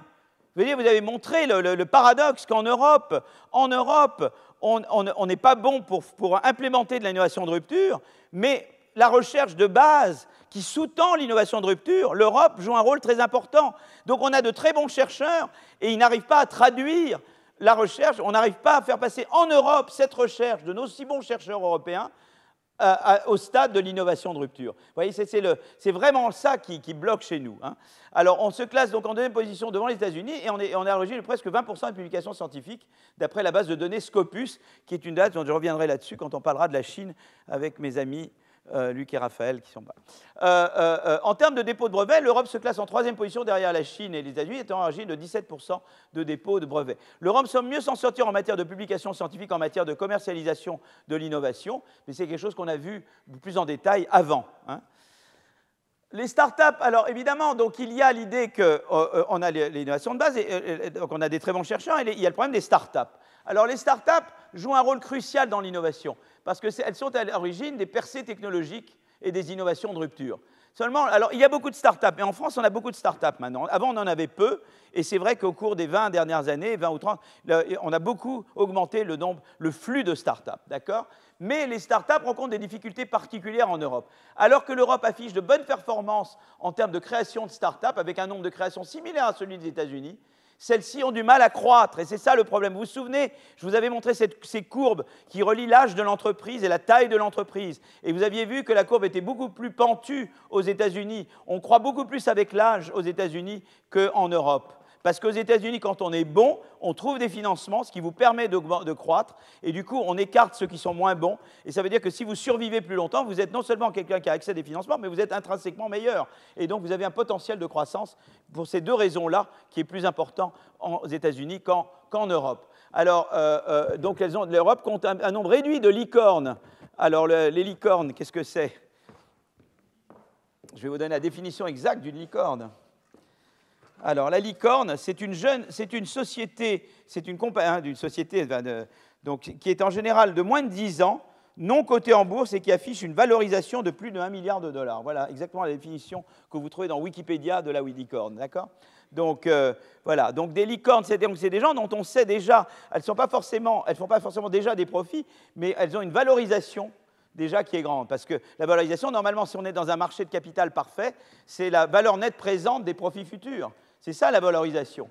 Hein, la valorisation, alors évidemment, dans des marchés de crédit imparfaits ou de capitaux imparfaits, ce n'est pas exactement ça. Mais en général, la valorisation, si on est dans un marché de crédit parfait, j'évalue votre entreprise à la somme actualisée des gains futurs que vous allez faire. Donc vous êtes peut-être petit maintenant, mais j'anticipe vos gains futurs. Et ça rentre dans la valorisation. Donc une licorne, c'est que je suis petit, je suis jeune et petit, mais j'ai un gros potentiel de croissance, d'accord? Parce que j'ai un potentiel de faire de l'innovation de rupture. D'accord, donc voilà. Eh bien, pour vous donner l'idée, vous voyez, regardez là, l'Union européenne ne représente, si l'Union européenne ne compte que 8% des licornes mondiales contre 66% aux États-Unis. C'est terrible, vous vous rendez compte? Il faut vraiment qu'on se réveille en Europe. Et le drame, c'est que hier, mon ministre me dit, je ne sens rien du côté des voisins européens, quoi. Je sens pour le moment rien. C'est dramatique, quoi. Moi, j'ai dit, va du côté des Anglais. Les Anglais, ils ont envie d'innover. Non, mais c'est vrai. Les Anglais veulent revenir vers nous et ils sont très bons dans l'innovation. Il faut travailler avec eux. Alors, comment expliquer le faible nombre de licornes? De nombreuses start-up européennes prometteuses se délocalisent vers les États-Unis pour accéder à de meilleures opportunités de croissance. Je vous choque? Bon, j'espère ne pas trop vous choquer quand même. Bon. Alors, de nombreuses start-up européennes prometteuses se délocalisent vers les États-Unis pour accéder à de meilleures opportunités de croissance. Les programmes européens de soutien à l'innovation, censés soutenir les start-up, en particulier celles spécialisées en R&D high-tech, sont très imparfaits. Comme je vous ai dit, je vais à nouveau taper sur la European Innovation Council. Je ne vais pas cesser de taper sur elle, qui se consacre, elle soutient surtout des entreprises établies depuis longtemps. Ça ne veut pas dire qu'il ne faut pas les soutenir, mais il faut autre chose, qui soutiennent ceux qui ont les futures licornes, quoi. Voilà, il faut débusquer les talents, ceux qui vont dans les trucs de rupture, et voilà, et qui sont prometteurs. Et là, pour le moment, ces gens-là sont très peu soutenus. D'accord? Donc, qu'est-ce qu'il faut? Qu'est-ce que propose Draghi? Draghi propose de refonder, augmenter le soutien public européen à l'innovation de rupture, reconstruire la European Innovation Council en augmentant les fonds dirigés vers le soutien à l'innovation de rupture. Par exemple, le programme Pathfinder, le développer en s'inspirant réellement des ARPA. Réformer la gouvernance de European Innovation Council en confiant la direction de ces programmes à des experts scientifiques, des chercheurs expérimentés plutôt qu'à des proches des décideurs politiques. Ce changement de gouvernance doit permettre de mieux cibler les entreprises bénéficiaires qui doivent être plus innovantes et jeunes qu'actuellement. Amplifier le soutien à la recherche fondamentale, doubler les financements alloués à la European Research Council au lieu d'essayer de la détricoter comme il semble que ce soit qu'il y ait le danger de le faire maintenant. Vous voyez, donc ça c'est très important. Afin de doubler le nombre de chercheurs bénéficiaires, il faut introduire une ERC pour les institutions qui soutiendrait les centres de recherche européens dans le cadre d'un processus compétitif qui récompenserait l'excellence universitaire. Donc l'ERC, au lieu simplement de récompenser des chercheurs individuels, soutiendrait des groupes de chercheurs. Ça, c'est très important. Il faut créer un statut de chercheur européen destiné à attirer et retenir les meilleurs chercheurs européens, partis aux États-Unis notamment, en les embauchant en tant qu'employés de l'Union européenne, en proposant des conditions très attractives pour arrêter le brain drain des meilleurs chercheurs vers les États-Unis. Alléger certaines réglementations européennes. Dans le domaine de l'high-tech et de l'IA, alléger certaines régulations qui sont particulièrement pénalisantes pour les entreprises. On a une tendance à beaucoup réguler dans le domaine des high-tech, la RGPD, le AI Act. Voilà, donc, moi je vous avais dit, en France, on en rajoute sur la RGPD avec la CNIL, donc nous on fait encore pire, quoi. Hein. Voilà, cela peut freiner le développement des initiatives d'innovation. Là, c'est vraiment le bon dosage. Il faut réguler, évidemment, pour protéger, mais trop de réglementation, ça bride l'innovation et ça tue les petits. Les petits ne rentrent pas, les gros savent se débrouiller et les petits ne savent pas. Et donc, vous bloquez l'entrée, voyez. Et donc, ça nous handicape par rapport aux États-Unis. Lutter contre la fragmentation des réglementations entre États, qui résulte notamment des surtranspositions de directives européennes. Celles-ci créent des barrières à l'entrée du marché européen, faisant du marché intérieur européen un ensemble non uniforme. Alléger certaines réglementations européennes. Cette fragmentation est particulièrement problématique dans le domaine de l'IA, qui nécessite l'agrégation et le traitement de bases de données gigantesques pour leur apprentissage. La centralisation des données européennes devient difficile. C'est une des raisons pour lesquelles tant de start-up de la tech européenne s'exportent ou se vendent aux États-Unis, un grand marché intégré, plutôt que de rester en Europe et faire face à un marché fragmenté et hétérogène. Diminuer la fragmentation en revoyant la politique de concurrence européenne pour autoriser des regroupements dans certains cas. Et ça, je reviendrai là-dessus tout le temps. On a une bonne politique européenne, mais elle doit être amendée. On doit permettre une politique industrielle intelligente, on doit permettre des regroupements. Ça ne doit plus être une politique européenne de concurrence uniquement inward-looking, qui regarde vers l'intérieur, mais on doit considérer qu'on est aussi concurrent des États-Unis et de la Chine. Et notre politique de la concurrence, elle doit considérer que ce n'est pas juste la concurrence à l'intérieur de l'Europe, mais c'est aussi la concurrence de l'Europe avec les autres grands ensembles mondiaux. Et c'est là que la politique de concurrence doit s'amender, doit s'améliorer. Elle est très bien, mais elle peut encore progresser, notamment dans la direction suggérée par Draghi. Au lieu de protéger la concurrence ex ante, la protéger ex post. Il y a beaucoup trop, en Europe, on dit ex ante, pas d'aide publique d'État, pas de ceci, pas de cela, pas de cela. C'est toujours comme ça. Et dire non, permettez des choses, et puis ex post, vous voyez s'il y a des abus, et à ce moment-là, vous intervenez ex post. Alors, je ne dis pas qu'il ne faut pas un peu de ex ante aussi, mais il y a trop de ex ante en Europe et pas assez de ex post.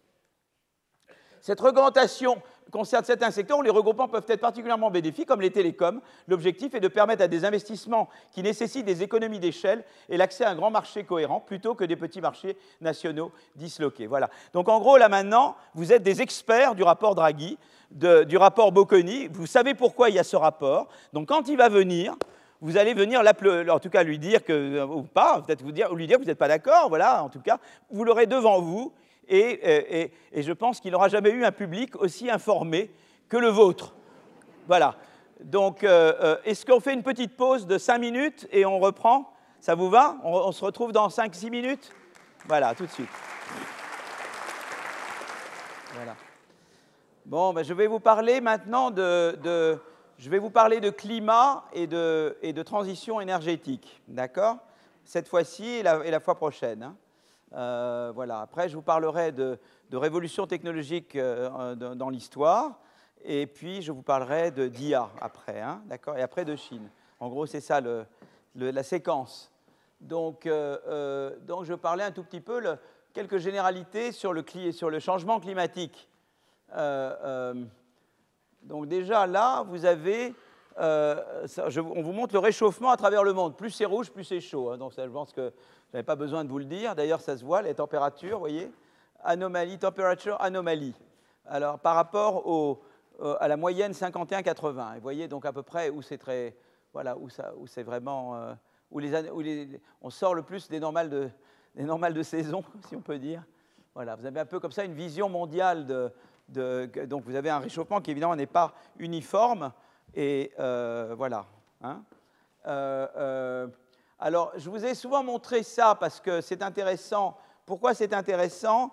Parce que, si vous voulez, mais on reviendra sur ces thèmes, vous savez, si je veux dessiner la courbe de Madison, qui est la courbe d'évolution de Madison, c'est un économiste qui a passé beaucoup de temps à l'OCDE, et il a essayé de reconstituer le PIB mondial en remontant, vous voyez, à l'an zéro, quoi. Vous voyez, donc il a donc le temps est là, et puis là il a le niveau de PIB mondial, et en gros, il vous dit qu'à peu près, bon, avec des petits épisodes, quand Venise a une période de croissance, mais ça ne dure pas, d'autres endroits ont des périodes de croissance, il utilise des données d'urbanisation pour reconstituer le PIB, vous voyez, parce que, évidemment, on n'a pas, hein, l'INSEE n'a pas 2000 ans, hein, d'accord, ou l'équivalent américain, donc tu es obligé d'utiliser des données historiques d'urbanisation, et lui, ce qu'il déduit, c'est qu'en gros, si je regarde le PIB mondial, ou le PIB par tête mondial, même, il ne se passe pas grand-chose jusque dans les années 1820, et puis en 1820, il y a un décollage. Voilà, il y a un décollage du PIB mondial par tête. Et donc, c'est vraiment là que ça se passe, quoi. Et ça se passe en Europe. Donc ça, c'est quand même une des choses. J'en reparlerai du décollage en détail grâce à Anaïs, hein, on va faire en détail l'histoire du décollage, le chapitre 2 du livre. En détail, nous allons faire tout ça. Donc en fait, l'idée, c'est de dire, en gros, le PIB, c'est un peu, l'électrocardiogramme est à peu près plat jusqu'en 1820, et il y a ce décollage du PIB, qui est lié à la première révolution industrielle, hein, c'est la révolution de la machine à vapeur en Angleterre, etc. Donc ça, c'est l'histoire de la croissance. Et ce qui est très intéressant, c'est que, évidemment, et ça on reviendra là-dessus, si je regarde l'évolution de la température mondiale, eh bien on voit qu'à nouveau ça ressemble, vous voyez, c'est l'équivalent de la courbe de Madison, c'est-à-dire que jusqu'au début du XIXe siècle, la température mondiale, elle est, enfin disons depuis 2000 ans, hein, je ne parle pas de l'époque des dinosaures évidemment, depuis 2000 ans, la température est constante, et puis elle se met à augmenter exactement au moment où la croissance se met à décoller. Alors ce n'est pas une preuve en soi de causalité de croissance implique réchauffement, mais quand même, c'est quand même très troublant comme coïncidence. Vous voyez, quand on veut faire des tests de causalité maintenant en économie, il vous faut des variables instrumentales ou des regression discontinuity ou des event studies ou des machins. Enfin là, c'est très troublant la coïncidence entre le décollage de la croissance mondiale et le décollage des émissions de CO2, évidemment, c'était la révolution de la machine à vapeur. D'accord ? Voilà. Et s'il n'y avait pas eu ça, le contrefactuel, c'est que nous aurions une température qui était la même qu'au début, fin du XVIIIe siècle. D'accord ? Et on voit également là que c'est vrai, même récemment, la Chine et l'Inde ont vu leurs émissions de CO2 grimper au moment où a eu lieu le décollage de la croissance dans ces pays. Et donc, à nouveau, quand on regarde, il y a quand même une coïncidence troublante entre croissance et émissions de CO2. Et ce que représente la courbe de droite, c'est qu'elle représente les émissions accumulées de CO2, vous voyez, par région. Et vous voyez que la Chine, là, elle intervient là, et là, elle va très vite. Et là où ça s'accélère, c'est vraiment depuis le décollage de la Chine. Et vous voyez, là c'est tout ce qui est... Donc là, vous voyez, le CO2, le stock de CO2, il est cumulatif, d'accord ? Et donc, elle s'accumule au cours du temps, et avec tous les pays qui contribuent, vous voyez, quelque chose. C'est comme si tout le monde construit une montagne, et il y en a qui s'y mettent plus tard à la montagne, mais tout le monde contribue à ce que la montagne augmente, que la montagne s'élève, hein, davantage. Et vous voyez que, quand même, la Chine apparaît là. Les États-Unis, quand même, contribuent pas mal, hein, et donc ça vous donne un petit peu tout ça. Donc, vous voyez, et au niveau mondial, vous voyez, la montagne, elle continue de s'élever. Pour le moment, elle n'est pas occupée à baisser. La montagne, pourquoi ? Parce qu'il y a des pays qui se développent. La Chine croît, l'Inde croît.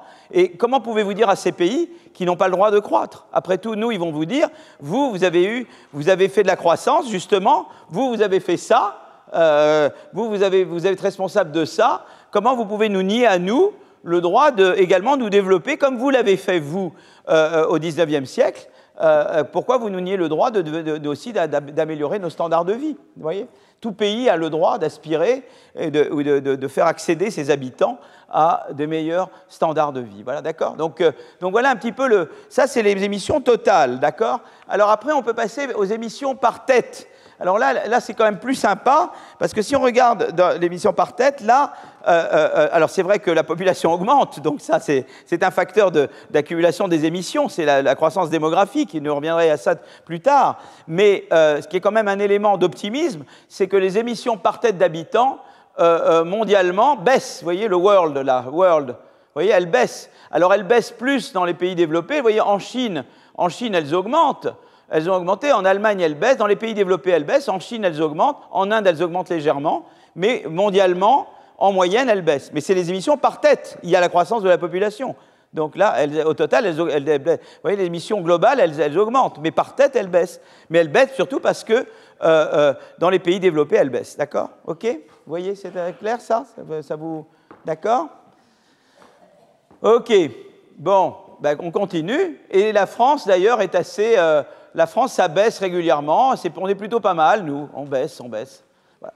Alors, le climat, il y a, dans les modèles de climat, mais je ne vais pas vous embêter avec des modèles, etc., il y a eu un prix Nobel d'économie en 2018 qui est William Nordhaus, qui est professeur à Yale. Il est déjà venu ici, il est venu plusieurs fois à des conférences ici au Collège de France, Nordhaus. Et en gros, c'est un modèle de croissance par le capital. En gros, c'est l'idée de dire, eh bien, j'ai un modèle où je crois par l'accumulation de capital. J'ai plusieurs entreprises qui accumulent du capital, et quand elles accumulent du capital et qu'elles produisent plus, elles contribuent à créer des émissions de CO2, et les émissions de CO2 créent du dommage. Et le dommage réduit l'output global ou l'utilité globale des gens. En gros, c'est ça. Donc l'idée, c'est de dire comment je dois gérer optimalement mon processus de croissance, de façon que quand même j'ai de la croissance, mais je limite les dommages. En gros, c'est ça qu'il fait, quoi. Mais c'est un modèle de croissance où la croissance est vraiment tirée par l'accumulation de capital essentiellement. Moi, mon apport à la théorie de la croissance, je ne sais pas si un jour ça sera reconnu, peut-être, c'est un modèle où la croissance est tirée par l'innovation. Voilà, c'est tout à fait un autre paradigme que celui de M. Nordhaus, d'accord ? Mais c'est déjà intéressant de se poser. Le modèle de Nordhaus a été très influent, le rapport Stern. Il y a eu beaucoup de rapports écrits à partir du modèle de Nordhaus. Il y a encore des gens qui prennent très, très au sérieux ce modèle, et on peut dire beaucoup de choses. C'est vraiment un modèle où on croit par l'accumulation de capital, mais en même temps, les entreprises qui accumulent du capital et qui contribuent à un jackpot, un pot commun négatif qui s'appelle les dommages climatiques. Et les dommages climatiques nuisent ou à la production totale, au PIB global, ou à l'utilité globale, quoi. Ça nuit, eux, ils le représentent comme disant au PIB global, mais ça pourrait dire ça nuit à l'utilité globale des gens. Voilà. Donc, voilà. Et donc, l'idée, c'est de dire... Alors, la question qui se pose essentiellement, c'est de savoir comment... Parce qu'il y a les générations présentes et les générations futures. Donc, en fait, en gros, il y a les générations présentes devraient se sacrifier pour les générations futures. La question, c'est de savoir l'équivalent entre une année d'aujourd'hui et une année de demain. Donc, il y a l'idée du taux d'escompte. 1 euro aujourd'hui, ça vaut plus qu'1 euro demain, quoi. Parce qu'1 euro aujourd'hui vous rapporte 1 plus le taux d'intérêt, ou 1 plus quelque chose. Et c'est le fameux taux d'escompte. Comment j'internalise les générations futures. Vous voyez, un truc aujourd'hui vaut plus qu'un truc demain. C'est-à-dire qu'un demain, évalué aujourd'hui, vaut un peu moins qu'un demain. Mais combien moins qu'un demain ça vaut? Ça, c'est le taux d'actualisation. Vous voyez ce que je veux dire? Donc, c'est un peu le poids relatif que vous donnez aux générations présentes et aux générations futures. Donc, en gros, le débat Stern-Nordhaus, c'est essentiellement un modèle où la croissance, c'est l'accumulation de capital, et il faut évidemment accumuler du capital parce qu'il faut produire, mais si on fait trop maintenant, on crée des dommages, et ça va heurter surtout les générations futures, parce que la production, c'est aujourd'hui, mais les dommages, c'est demain. Donc, ça dépend aussi du poids relatif qu'on donne aux générations futures et aux générations présentes. Et ça dépend du taux d'intérêt qui prévaut, ça dépend des risques, évidemment, parce que s'il y a un risque de catastrophe demain, ça rentre dans le taux d'escompte. On prend en compte le fait qu'il peut y avoir une catastrophe demain si je ne fais pas ce qu'il faut aujourd'hui.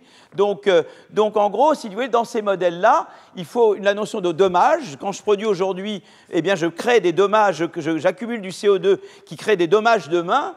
Je dois évidemment regarder le taux d'escompte, c'est-à-dire comment demain compte par rapport à aujourd'hui, d'accord ? Voilà. Et puis, une des questions qui est très importante, qu'eux se posent déjà, mais que nous, on va se poser plus globalement, c'est est-ce qu'on peut réconcilier réduction des émissions de CO2 et croissance du PIB, ou croissance du PIB par tête? Il y a des gens qui pensent que non. Et ceux qui pensent que non, ce sont les partisans de la décroissance. Eux pensent qu'on ne peut pas découpler. C'est ça, tout le débat sur la décroissance, c'est est-ce qu'on peut découpler réduction d'émissions de CO2 et lutte contre le réchauffement climatique d'un côté, et croissance du PIB par tête de l'autre. Il y a des gens qui pensent qu'on ne peut pas, et ça, c'est les partisans de la décroissance. Il y a des gens qui pensent qu'on peut. Alors maintenant, il y a des données objectives, et on va voir qu'il y a des pays qui parviennent à faire le découplage. D'accord? Donc ça, ce n'est pas de la croyance, ça, c'est des données. D'accord? Donc je vais revenir là-dessus. Mais vous voyez un petit peu comment le débat se pose. D'accord? Alors évidemment, pour le moment, je n'ai pas parlé d'innovation verte. Parce que, pour anticiper un petit peu, moi, par rapport à Nordhaus, ce que j'ai fait avec notamment Acemoglu qui a eu le prix Nobel cette année, mais avec David Emous qui est à Zurich, on a développé un modèle où il y a de l'innovation endogène, c'est-à-dire que les entreprises décident elles-mêmes d'innover dans des technologies vertes ou pas vertes. Et donc les politiques économiques, elles n'affectent pas seulement les émissions, elles affectent si la croissance est plus ou moins verte à travers les incitations qu'ont les entreprises à innover plutôt dans des technologies vertes ou pas dans des technologies vertes. Vous voyez, donc c'est un modèle, justement, c'est un des moyens de sortir d'avoir du découplage. Eh ben, une manière d'avoir du découplage, c'est de dire je vais aller faire de l'innovation verte. C'est comme ça que je vais pouvoir découpler. C'est que je vais pouvoir produire, je vais trouver des technologies qui vous permettent de produire plus avec des technologies propres. Et ça, c'est l'innovation. Mais Nordhaus, il n'y a pas d'innovation chez Nordhaus. D'accord ? Et nous, notre apport, et je parlerai de ça beaucoup, c'est d'avoir mis l'innovation et le choix entre innovation verte et pas verte dans des modèles de croissance et de lutte contre le changement climatique. Vous voyez un petit peu le débat ? Les modèles très classiques capital, et puis après, nous, on va introduire l'innovation et le fait qu'il y a des entreprises qui décident d'innover vert ou pas vert, et comment on repense la politique dans un monde comme celui-là. D'accord ? Je reviendrai plusieurs fois là-dessus. Hein. Donc, je vous donne... Vous savez bien que je procède en spirale, hein. Donc je vous donne un petit aperçu, et je reviendrai. Maintenant, ça vous paraît un peu nouveau, mais ça va devenir très, très naturel. D'accord ?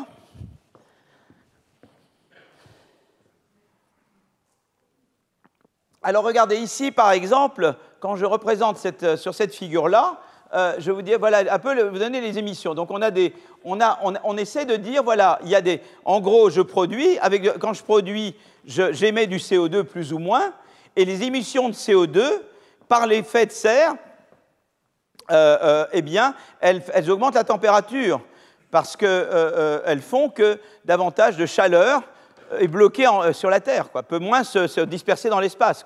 C'est l'effet de serre. Hein, c'est que quand j'ai davantage d'émissions de CO2, eh bien, je crée une serre autour de la Terre et je transforme la Terre comme si j'étais dans la serre du jardin des plantes. Voyez, donc, et du coup, normalement, la chaleur devrait se dégager dans l'espace. Elle ne peut pas se dégager comme elle devrait parce qu'elle est bloquée par cette serre qui est alimentée par les émissions de CO2. D'accord ? C'est pour ça qu'on appelle ça l'effet de serre. D'accord ? OK ? Donc, il y a un lien entre les émissions de CO2, et donc l'accumulation de stocks de CO2, et la température, puisque plus j'ai du CO2, plus ma serre elle est imperméable, et moins elle permet à la chaleur de repartir. Et donc, elle enferme la chaleur autour de la Terre. D'accord ? C'est ça l'effet de serre. On est d'accord ? Donc, chaque addition de CO2 à l'atmosphère augmente la température globale, et la température à l'équilibre est le résultat du stock d'émissions. Si on n'émet plus une seule tonne après 2050, la température converge entre plus 1,6, plus 1,7 par rapport à maintenant. Non, c'est ça, Romain ? Plus 1,6 par rapport à maintenant. Donc, vous voyez, donc, si on stoppait les émissions en 2050, eh bien, voilà, on s'arrête là. Voilà, entre 1,6 et 1,7, c'est là, vous voyez. Là, on est à 1,5, 1,6, 1,7. Mais pour le moment, si on n'arrive pas, si on garde les émissions comme elles sont maintenant, la température continue à augmenter par plus de 3,5 degrés par rapport à maintenant. D'accord ? Vous voyez ? Donc, voilà ce que permet ce qu'on appelle la neutralité carbone en 2050. Ça vous met là. Mais si on n'atteint pas et qu'on continue comme maintenant, voilà, on continue indéfiniment d'augmenter la température. D'accord ? OK. Alors, où est-ce qu'on en est ? Eh bien, écoutez, voilà, on a évité le pire. Les engagements pris par l'ensemble des nations. Alors, les engagements pris par l'ensemble des nations permettent en tout cas déjà d'éviter si les pays ne mettent pas en œuvre.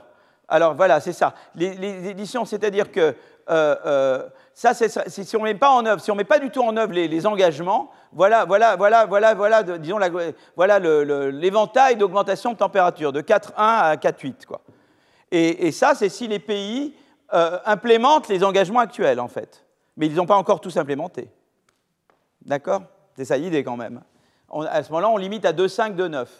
Et si on arrive, maintenant, si on vraiment on évite, si les engagements, enfin, je crois que c'est si déjà avec les politiques actuelles. Je crois que les politiques actuelles te mettent là, et si on tient les engagements, on arrive là. Voilà, je sais le truc exact. C'est-à-dire que si on n'avait pris aucun engagement, ça serait là. Les engagements actuels tenus, ça vous met là, et on aurait plus 2,1 si on tient tous les engagements pris. Voilà, c'est ça, pour être totalement exact. Mais nous, on aimerait être à 1,5. On ne voudrait pas être là. Nous, on aimerait aller ici, quoi. D'accord ? Mais on a évité ça au moins, vous voyez, le pire. Hein. Donc voilà, le pire, le mauve a été évité. Voilà. Voilà. Alors les émissions totales de CO2 aux États-Unis sont en baisse, alors qu'elles sont en hausse en Chine, vous voyez. Ça, c'est les émissions totales. Et même en prenant en compte la consommation. Parce que quand vous prenez en compte la consommation, c'est intéressant parce que vous importez du CO2 d'ailleurs. Alors vous savez, quand même, on calcule, parce que, évidemment, une manière très simple de diminuer les émissions, c'est que vous produisez dans des pays polluants et vous consommez des produits polluants. Donc même aux États-Unis, s'ils prennent ça en compte, ils prennent en compte les importations de produits de zones polluantes chez eux, il reste quand même à réduire la pollution. Vous voyez ce que je veux dire? Parce que sinon, moi, je pourrais m'amuser à délocaliser tout, à tout produire dans des pays, dans des paradis de pollution, et à ce moment-là, on pense que j'ai dépollué, je n'ai pas dépollué, quoi. Mais là, même en comptant ça, vous voyez, il y a quand même... Alors la baisse est beaucoup moins forte, évidemment, aux États-Unis. Si je prends en compte la consommation et donc les importations de pays polluants, évidemment, la courbe, elle est moins... On passe de la courbe noire à la courbe en gris, mais c'est quand même encore décroissant, voilà. Tandis qu'évidemment, en Chine et en Inde, les courbes augmentent très fortement. D'accord? Donc ça, c'est les... Ça, vous voyez, bon, ça, c'est un peu... D'accord? Donc ça, c'est les... cette fonction-là, ça, c'est donc l'augmentation de la température et les dommages. Alors, les dommages, qu'est-ce que c'est que les dommages? Les dommages, c'est que quand vous avez du réchauffement climatique, eh bien, vous avez des événements extrêmes qui se produisent. Vous avez des destructions agricoles, une santé... vous avez de la mortalité, vous avez de la santé qui se détériore et de la dépréciation de capital. Donc il y a eu des gens qui ont essayé d'évaluer les dommages liés à des températures trop élevées, d'accord? Et il y a des fonctions de dommages. Alors je ne vais pas vous rentrer, parce que c'est une énorme machine, c'est une énorme boîte noire, en fait, pour comprendre comment je lie la température aux dommages, mais il y a un certain nombre d'études là-dessus qui essaient de modéliser ça. Et en gros, eh bien voilà la relation entre la température locale et les dommages en pourcentage du PIB. Donc évidemment, plus la température locale est élevée, plus les dommages sont élevés. D'accord? Donc ça, c'est le lien entre température locale. Mais il y a les liens liés à la température locale, mais il y a, donc plus la température locale est élevée, plus il y a des dommages localement. Donc ça, c'est déjà une chose. Mais il y a également... et donc ça, c'est déjà voilà la première chose. Alors ensuite, ce que je représente ici, c'est, je regarde ici la température moyenne du pays sur l'année, hein, je sais pas, voilà, annual average temperature, la température moyenne sur l'année. Donc plus je suis à droite, plus il fait chaud en moyenne sur l'année dans le pays, d'accord? Et je représente, vous voyez, par rapport au PIB par tête optimal, vous voyez, quel est le changement? Donc idéalement, il ne faut pas que ce soit trop froid, pas que ce soit trop chaud. Idéalement, on devrait être là, quoi, tu vois. Mais ce qui est intéressant, c'est que l'Indonésie, l'Inde et le Niger sont déjà trop chauds par rapport à ce qui donnerait un bon niveau de PIB par tête, vous voyez. Et malheureusement, avec le réchauffement, ils sont en train de partir vers la droite. Vous voyez, donc vous voyez, on voit qu'il y a des pays qui déjà sont trop chauds par rapport à ce qui serait bon pour leur donner un niveau de PIB par tête qui soit convenable. Hein. Quand il fait trop chaud, aussi, il y a des problèmes. Hein. On ne peut pas travailler aussi bien. Il y a les récoltes. Il y a beaucoup de choses qui empêchent le PIB de monter par tête quand il fait trop chaud. Mais on voit qu'il y a des pays comme l'Indonésie, l'Inde et le Niger qui s'éloignent encore de ce qui serait bon pour leur PIB par tête. Vous voyez? D'accord? Voilà. Alors là, ici, on observe l'augmentation de la fréquence d'événements extrêmes, mais là, je ne parlais pas de la température. Tout à l'heure, je montrais la température locale. Ici, je montre la température mondiale.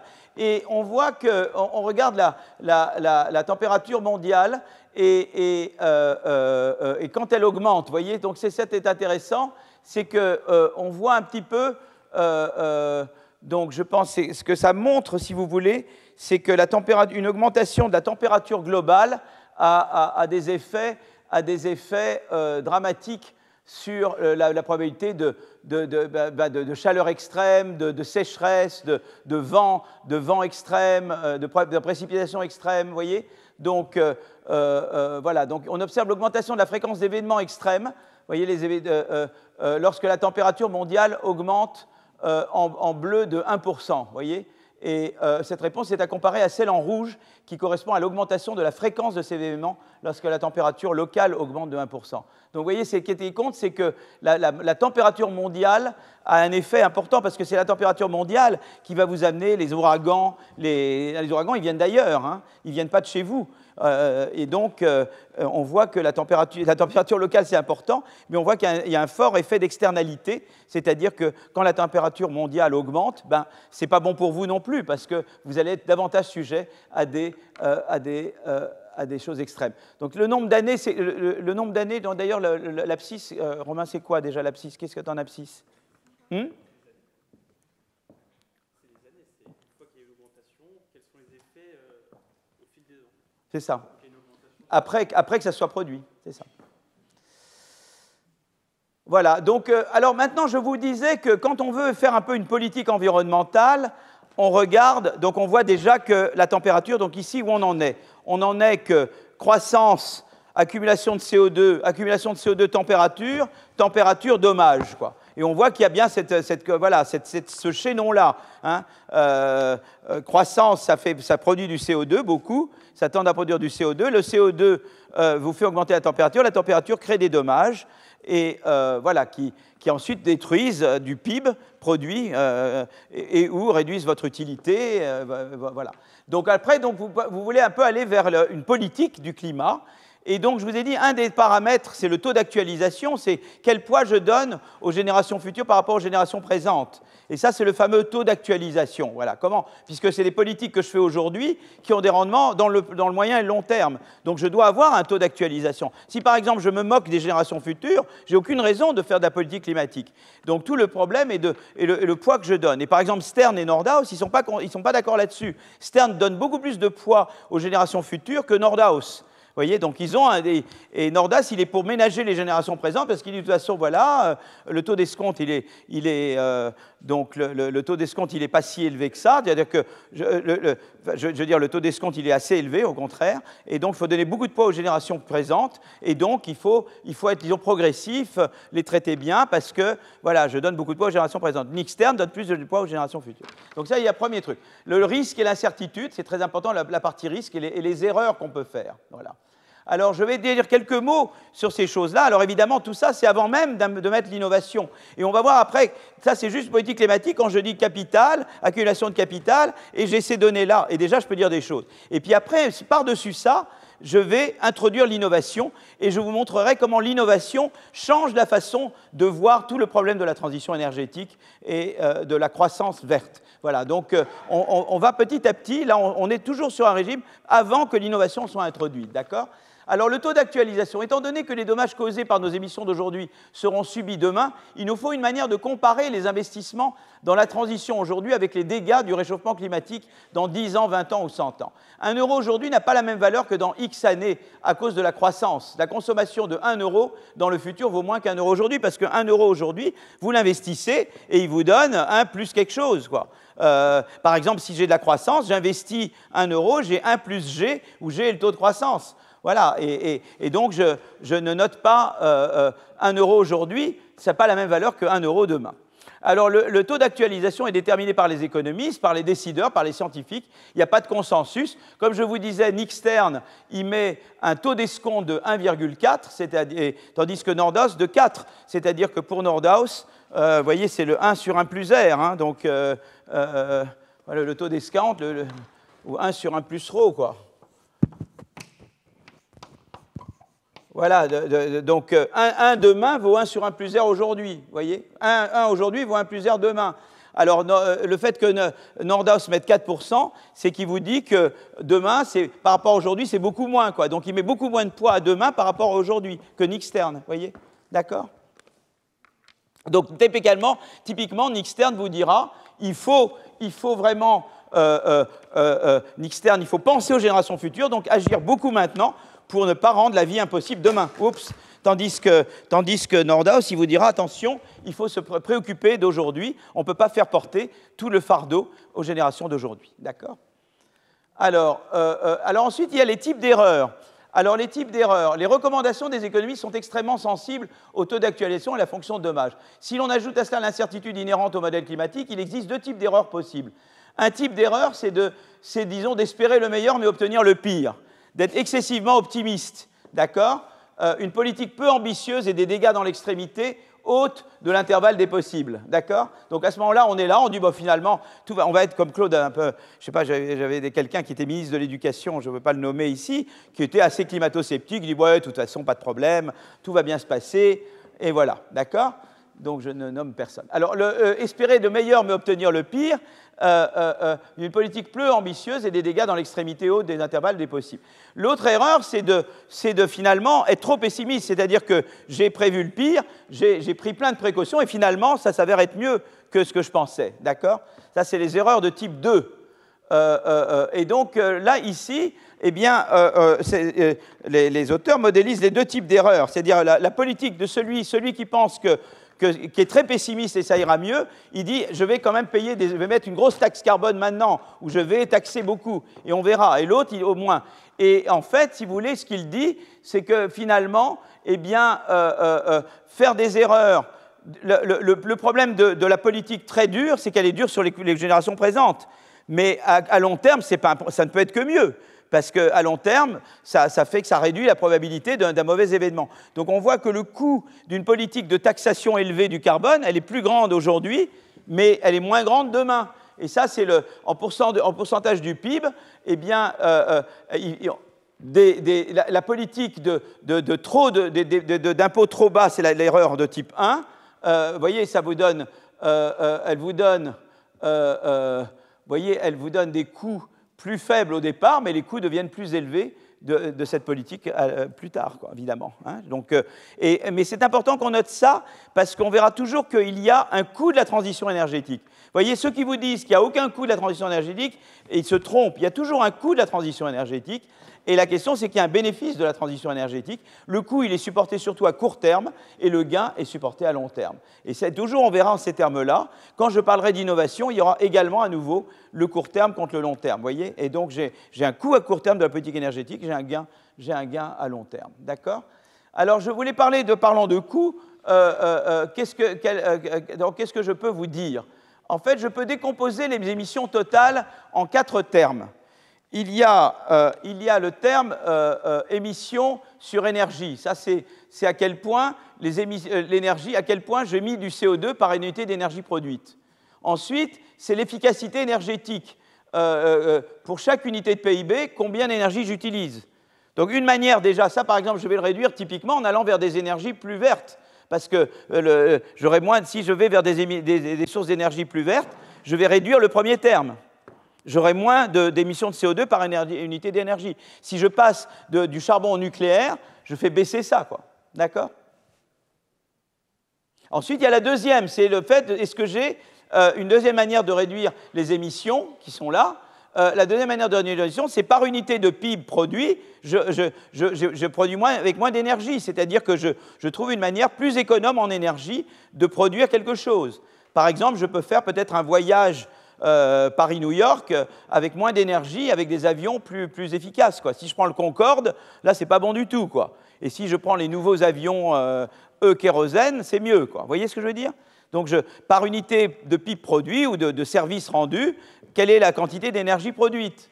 Ensuite, il y a le PIB divisé par la population. C'est-à-dire, voilà, est-ce que voilà, le PIB par tête, quoi. Hein, quel est le PIB par tête? Et puis, il y a la population. D'accord? Donc voilà, donc j'ai toutes ces façons-là de m'attaquer aux émissions de CO2. Alors, ça va être très important parce que quand j'ai le débat avec les partisans de la décroissance, on ne veut peut-être pas s'attaquer on ne veut peut-être pas réduire de la même manière le V. Ce que veulent faire les partisans de la décroissance, c'est qu'ils vont vouloir typiquement réduire ça, quoi. Ils vont vouloir s'attaquer au PIB sur population, quoi. D'accord? Et alors que nous, moi, je vais davantage chercher l'innovation qui fera diminuer ça ou diminuer ça, quoi. D'accord? OK? Donc, on n'est pas dans les mêmes registres. Mais tous, on veut le même objectif qui est diminuer les émissions de CO2. D'accord? Donc, si on regarde aux États-Unis, le total, hein, le VCO2, ben, le VCO2, c'est vrai que depuis la fin des années 2000, eh bien, il est occupé à baisser. D'accord? Donc, ça, c'est intéressant. Donc, il y a eu la baisse. Alors, moi, je pense qu'une partie de la baisse, ça a été le gaz de schiste aux États-Unis. Quand ils ont découvert le gaz de schiste, ils sont passés beaucoup au gaz de schiste, qui est moins polluant que le charbon. Ça, je pense, ça a contribué à ça. Mais on reviendra sur le gaz de schiste américain, d'accord? Et alors, cette courbe, elle est très intéressante. Cette courbe, elle est très intéressante parce que qu'est-ce qu'elle montre? Qu'est-ce qu'elle montre? Cette courbe, d'abord, elle montre la chose suivante. Elle montre d'abord qu'il y a une croissance de la population. Alors, la croissance de la population, c'est le bleu. Vous voyez ça, la population augmente aux États-Unis. Elle continue d'augmenter. Donc ça, c'est pas bon. Dans le terme que j'avais montré là, POP augmente aux États-Unis. Donc là, déjà, c'est pas bon. Hein? D'accord? Elle vous montre également que le PIB par tête, le PIB par tête, GDP par population, c'est ça, ça monte aussi. Vous voyez, regardez. Donc la population augmente et le PIB par tête augmente. Vous voyez, donc ça, c'est déjà, on est mal barré là. Ça augmente et ça augmente. D'accord? Aux États-Unis. Mais malgré tout, le total diminue. Ah, quand même intéressant ça. Hein? Alors, qu'est-ce qui se passe? Ben, en fait, ce qui se passe, c'est qu'il y a moins de pollution par unité d'énergie et on consomme moins d'énergie par unité de richesse. Vous voyez, c'est ça que par unité d'énergie, je pollue moins. Donc, je vais davantage vers des énergies moins polluantes. Notamment, je suis allé du charbon vers le gaz de schiste, mais peut-être qu'il y a d'autres sources d'énergie, un peu renouvelables, j'en sais rien. Et puis, par ailleurs, donc une partie, ça a été d'être des énergies plus propres, notamment la transition au gaz de schiste, mais je reviendrai là-dessus. Et puis, mais ça c'est de l'innovation déjà, vous voyez, qui arrive par derrière. Vous voyez, l'innovation, on lui ferme la porte, elle vient par la fenêtre, vous voyez. C'est difficile de l'éviter. Et puis, et par ailleurs, eh bien, la consommation d'énergie par unité de richesse, qui est cette courbe-là, descend également. Et ça, c'est ça, quoi, l'énergie par unité de richesse, vous voyez. Et ça, on a fait baisser ça aussi. Donc, vous voyez, les États-Unis, c'est très intéressant, parce que la population augmente, le PIB par tête augmente, mais on va vers des énergies moins polluantes et on économise l'énergie par unité de richesse produite. Et donc, tout ça, c'est de l'innovation, d'accord? Et donc, à un moment donné, il va falloir la modéliser, l'innovation, et la prendre en compte. Pour le moment, elle arrive par l'extérieur, mais on va la prendre en compte vraiment, d'accord? Et ça, c'est vraiment mon apport à la théorie de la croissance verte, hein, voilà. Ça, c'est, voilà, Aguillon et al. Donc déjà, maintenant, on va s'interroger à chacun des termes de cette...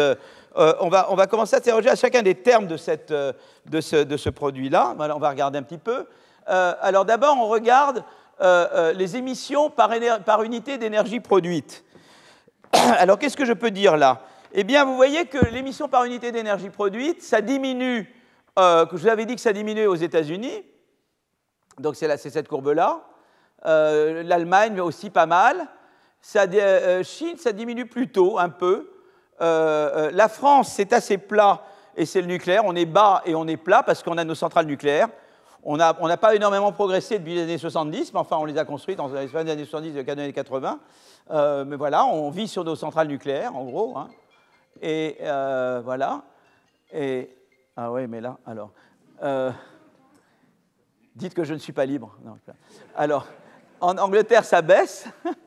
Voilà. Et vous voyez qu'il y a quand même mais en Inde, ça s'est occupé à augmenter. Donc, ça augmente dans la plupart des pays, mais pas dans tous. Notamment en Inde, ça n'augmente pas. Et la France est stable à un niveau assez bas. Mais voilà. Mais enfin, si vous regardez au niveau mondial, il n'y a pas de baisse tangible. Donc, en gros, la teneur, disons que les émissions par unité d'énergie produite, c'est d'aller vers des nouvelles sources d'énergie. On voit ça un peu aux États-Unis, on voit ça dans quelques pays, mais ce n'est pas mondialement la grosse source. Donc j'ai vu qu'aux États-Unis, c'était important, mais mondialement, ce n'est pas encore très important. On peut encore mieux faire. Donc on peut encore faire beaucoup pour diffuser des technologies à des pays notamment en développement qui leur permettent de produire de l'énergie plus propre. D'accord? Si par exemple on exportait nos centrales nucléaires ou si par exemple on permettait, j'en sais rien, vous voyez, de donner accès à des sources d'énergie propres. On est tous après la fusion nucléaire, on espère que ça va se passer un jour, et là ça va tout changer, mais bon, on n'y est pas encore. Voilà. Mais disons que ça c'est une des sources, mais elle marche aux États-Unis, elle marche dans quelques pays, mais vous voyez qu'au niveau mondial c'est quand même assez timide. Alors ensuite on passe à l'efficacité énergétique. L'efficacité énergétique, elle baisse partout dans le monde. C'est-à-dire que ça, c'est vraiment la grosse source.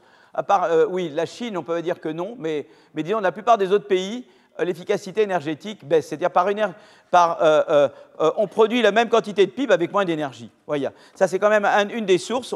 On s'est pas mal amélioré dans le monde en termes de produire de la richesse en utilisant moins d'énergie. Ça, c'est quand même une chose d'important. Ça, c'est une source importante.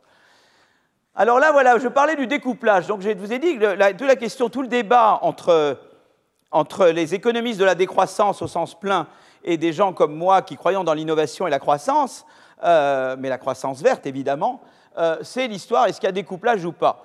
Moi, mon pari, mon idée a toujours été grâce à l'innovation verte, c'est-à-dire grâce à des innovations qui soit vous amènent vers des sources d'énergie plus propres, donc on a moins d'émissions d'énergie par unité d'énergie produite, moins d'émissions de CO2 par unité produite, ou des innovations qui vous font économiser de l'énergie, c'est-à-dire moins d'énergie par unité de PIB produite, hein, eh bien si on fait l'un et ou l'autre, on peut découpler, quoi. D'accord? Et vous voyez que ce soit l'Angleterre, la France, l'Allemagne, vous voyez d'un côté le PIB par tête qui augmente, mais vous voyez quand même que les émissions de CO2 par tête baissent, quoi. Voyez? Donc, vous voyez, les pays développés réussissent le découplage, globalement. D'accord? Donc, c'est possible. On n'a pas été obligé de stopper la croissance pour faire baisser les émissions par tête, quoi. D'accord? Donc, ça, c'est quand même déjà une réponse aux économistes de la décroissance. Hein? Voilà. Alors, je voudrais maintenant parler du coût de la transition. Qu'est-ce que ça coûte de faire la transition? Il y a eu le rapport Pisani-Selma Mahfouz sur les coûts de la transition énergétique. Et c'est vrai que c'est une révolution coûteuse. Mais et se posera la question de comment je finance la transition énergétique. Hein? On peut avoir un débat là-dessus. Mais c'est un processus coûteux. Parce que, eh bien, par exemple, les entreprises, elles opèrent avec des technologies polluantes, mais elles ont du capital, elles ont des machines faites pour ça. Si vous leur dites demain, vous devez changer de technologie, adopter des technologies propres, eh bien, elles doivent mettre au rebut un certain nombre de machines et acheter des nouvelles machines. Ça, c'est-à-dire que ça coûte très cher. Donc, je veux dire, il y a un coût important de la transition énergétique. Et certaines personnes ont essayé d'évaluer ce coût dans certains secteurs. Mais le coût est très important. Et donc, la question, c'est qui va financer ce coût de la transition? Et là, il y a tout un débat à avoir sur le coût de financement de la transition énergétique. D'accord? Pour moi, si vous voulez, la transition énergétique, c'est comme la construction des chemins de fer en France. Il a fallu mailler la France de chemins de fer. Eh bien, il y a eu un partenariat public-privé qui a joué un rôle très important dans la construction des chemins de fer. Il y avait l'État qui jouait un rôle, mais les frères Pereire, quand vous prenez le train à la gare Saint-Lazare, ben, vous êtes chez les frères Pereire, le PLM, vous êtes dans une autre compagnie, tout ça, c'est des compagnies privées qui ont été après intégrées au réseau national, mais dans la construction des chemins de fer, ça a été un partenariat public-privé qui a joué un rôle très, très important. Donc, est-ce qu'il y aura quelque chose de semblable pour la transition énergétique, vu le coût très important de la transition énergétique? Alors, je veux dire quand même quelques mots sur le coût dans des secteurs très, très spécifiques. Par exemple, le cas de l'acier. En utilisant la traditionnelle haut fourneau, la production d'une tonne d'acier génère 2 tonnes de CO2. Le coût moyen d'une tonne d'acier en 2022 est d'environ 650 € avec cette technologie. Et les technologies à zéro émission, il faut augmenter ce coût à 1150. Donc les installer entraînerait un coût par tonne évité à 250 €. Donc la question, c'est que, voilà, c'est très simple. Vous voulez produire de l'acier sans polluer, sans les hauts fourneaux, ben, ça vous coûte par tonne 250 €. Est-ce que c'est socialement souhaitable d'interdire le haut fourneau? Quel est le bénéfice sociétal de cette interdiction? Vous voyez, c'est comme ça qu'on se pose. Et à nouveau, il y a le taux d'escompte. Est-ce qu'il y a maintenant, après, les coûts c'est maintenant, les bénéfices c'est plus tard, etc. D'accord? Alors, un autre cas, les avions. D'accord? Alors, en 2050, supposons qu'une tonne de kérosène coûtera 700 $, une tonne de kérosène vert coûtera 3500. Et on sait qu'une tonne de kérosène émet 3,16 tonnes de CO2, une tonne de kérosène vert émettra 0,32 tonnes. Remplacer le kérosène par des kérosènes verts ou des E-carburants dans l'aviation coûtera à peu près par tonne de CO2 économisé 986 $, hein, en 2050. Alors, il existe d'autres carburants d'aviation durable à faible teneur en carbone, mais leur disponibilité est limitée et certains d'entre eux sont en concurrence avec d'autres utilisations. Mais vous voyez, et après, vous vous dites à chaque fois, est-ce que ça vaut la peine? Qui va payer? Etc. Vous voyez, c'est très concret. Il faut aller dans le concret, quoi. Vous voyez, la fameuse réduction de vitesse. Alors, 130 à 110 km/h, par exemple. Hein. Pour 1000 km, la réduction de vitesse de 130 km/h à 110 a des impacts contradictoires. D'un côté, vous perdez du temps. hein, 1h15 pour une moyenne de 2,2 passagers, ça fait 3 heures à peu près. Hein. Mais ça vous fait des économies de carburant. Donc, voilà. Et on a donc une économie de CO2. Quelle est la valeur de cet impact? Ben, il faut calculer. Il y a le litre d'essence et il y a la valeur du temps. Et donc, on essaye de dire, voilà, le total.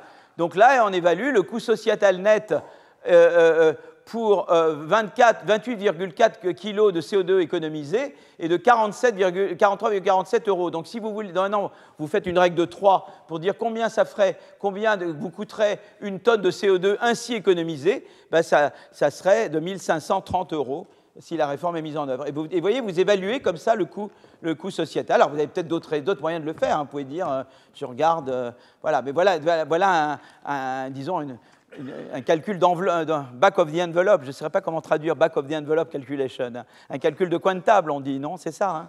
C'est un calcul de coin de table. Voilà. Alors, donc ça, c'est intéressant, celle-ci, c'est que ça montre que vous voyez, ça montre qu'est-ce qu'il faudrait pour une tonne de CO2 non émise. Qu'est-ce que ça coûterait? Et vous voyez qu'à chaque fois, c'est au-dessus du coût, du prix actuel d'une tonne de CO2 sur le marché. Vous savez qu'il y a des permis. Pour pouvoir émettre une tonne de plus de CO2, en Europe, vous avez des permis. Vous avez besoin d'un permis, et on échange ces permis sur le marché, et on peut réguler le marché. D'accord? On peut affluer sur ce prix. C'est comme ça qu'on afflue sur le prix du carbone, mais notamment. Mais vous voyez qu'au prix courant du carbone, de toute façon, il est trop bas, parce que là, on regarde toute une série d'industries, et on peut voir qu'au prix du carbone courant, il est encore trop bas pour que ces industries-là décident de franchir le pas. Vous voyez ce que je veux dire? On a un prix du carbone pour le moment, mais pour le moment, il est trop bas pour inciter toutes ces industries-là à franchir le pas. Alors, il n'est pas nul, ce prix du carbone, mais il exclut encore. Et vous voyez, je reviendrai beaucoup à l'idée politique du carbone, politique industrielle. C'est très important parce que j'ai besoin des deux. Si je peux faire toute la politique industrielle que je veux. La politique industrielle, ça va être de l'État, ça va être des fonds publics, peut-être de l'emprunt public, et des privés. Mais les privés, quand ils vont regarder leur profitabilité. Si le prix du carbone est à 0, tu peux mettre tous les fonds publics que tu veux, les privés ne mettront rien du tout. Donc tu as besoin aussi du prix du carbone. Donc on a besoin des deux. Pareil, le prix du carbone seul ne te fera rien. Si tu augmentes juste le prix du carbone, tu as les gilets jaunes. Il faut construire des tramways, il faut construire des réseaux RER. Donc il faut de la politique industrielle. Et je reviendrai toujours dans cette idée qu'il faut et la politique industrielle verte et le prix du carbone. Et il faut les deux. Mais il faut aussi le prix du carbone. Parce que si je n'ai pas un prix du carbone, eh bien, il y aura personne, aucun privé ne voudra aller et réduire, parce qu'il se dit, mais ça ne couvre pas la chandelle. Le coût pour réduire d'une tonne de CO2, c'est beaucoup plus que le prix du carbone actuel. Donc, à ce prix-là, je ne le fais pas. Donc, vous avez besoin d'agir sur les deux. Et vous avez vraiment besoin de ces deux outils. Et on reviendra souvent là-dessus. En Europe, c'est beaucoup le prix du carbone pour le moment qui est privilégié. Aux États-Unis et en Chine, c'est beaucoup la politique industrielle. Et moi, ce que je prône, et ce qu'on prône avec mes amis, c'est d'avoir une politique qui conjugue le prix du carbone et la politique industrielle verte. Elles se tiennent la main l'une l'autre, elles se complètent l'une l'autre, elles s'épaulent l'une l'autre. Et c'est vers ça qu'il faut aller. Mais ça, c'est un modèle où tu as de l'innovation verte, où l'État doit jouer un rôle pour diriger l'innovation des entreprises vers le vert. Et pour ça, il a deux instruments. Il a la taxe carbone et il a la politique industrielle. Et il joue de concert. Il les conjugue. Voilà. Et on va aller petit à petit vers ça. D'accord? Alors, je vais encore vous embêter encore 3-4 minutes. Et après, je vais vous libérer. Parce que je vous ai déjà donné beaucoup de choses. Voilà. Alors là, qu'est-ce que ça montre ici? C'est qu'on montre que voilà, les coûts sont très hétérogènes. Dans certains secteurs, l'investissement dans la réduction d'une tonne est rentable, pas dans d'autres. Vous voyez un peu les coûts. Là, évidemment, passer du charbon dans le mix électrique, là, le coût de la réduction est très faible. Ça, c'est rentable. Mais alors là, ici, pour le moment, passer des tomates espagnoles aux tomates locales à Toulouse, je ne savais pas que c'était ça qui était le plus... Là, il faudrait que Luc nous manque, là. Luc, qu'est-ce qu'il mange? Notre ami toulousain. On a un toulousain au lab. Hein, voilà. Donc... Voilà, donc ça, c'est simplement pour vous donner un peu une idée. Alors, les actions individuelles, et je m'arrêterai là peut-être, c'est qu'évidemment, il y a les entreprises, et puis il y a vous. Et vous pouvez décider comment vous mangez, par exemple. Vous voyez, qu'est-ce que vous allez consommer? Est-ce que vous allez manger beaucoup de bœuf, par exemple, du porc, combien d'œufs, Alors évidemment, les œufs, là, si vous compterez beaucoup les émissions de carbone si vous mangez du bœuf. Alors, je ne veux pas vous décourager de manger du bœuf. Hein. Une bonne entrecôte de temps en temps, c'est très très bien. Voilà. Mais vous pouvez en tout cas vous-même vous composer, vous voyez ce que je veux dire. Vous pouvez vous faire même votre panier.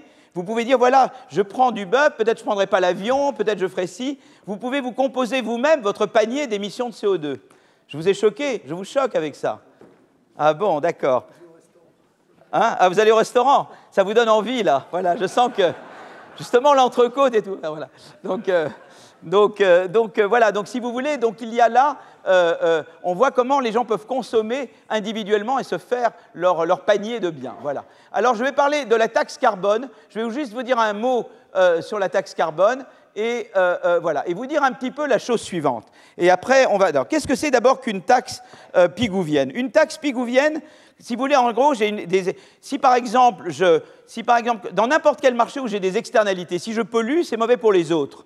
Donc je vais vous mettre une taxe qui va tenir compte, qui va essayer de faire en sorte que vous internalisez les externalités que vous vous imposez aux autres. C'est ça l'idée de la taxe pigouvienne. Une taxe pigouvienne, c'est une taxe pour vous faire internaliser le coût que vous internalisez aux autres. Par exemple, si par exemple je peux avoir de la congestion, c'est quand il y a beaucoup des heures de congestion. À Londres, ils ont instauré une taxe de congestion, parce que vous êtes là, vous participez aux embouteillages. Eh bien, ça a des externalités sur les autres, et ils ont mis une taxe de congestion, parce que c'est des externalités, donc ça vous fait prendre en compte vous-même l'externalité. Parce que sinon, je fais des choses, et je n'internalise pas l'effet que ça a directement sur les autres. Et la taxe pigouvienne est une manière de vous faire internaliser. Vous voyez ce que je veux dire? Ou par exemple, je pêche des poissons dans un lac, et si tout le monde se met à pêcher beaucoup, il n'y a plus de poissons. Donc, plus vous pêchez, plus je vous fais payer. Ça, c'est de la taxe pigouvienne. Parce qu'en pêchant des poissons, j'impose, vous voyez, une externalité sur les autres. Donc, je vous la fais internaliser en vous mettant une taxe pigouvienne. D'accord? Voilà.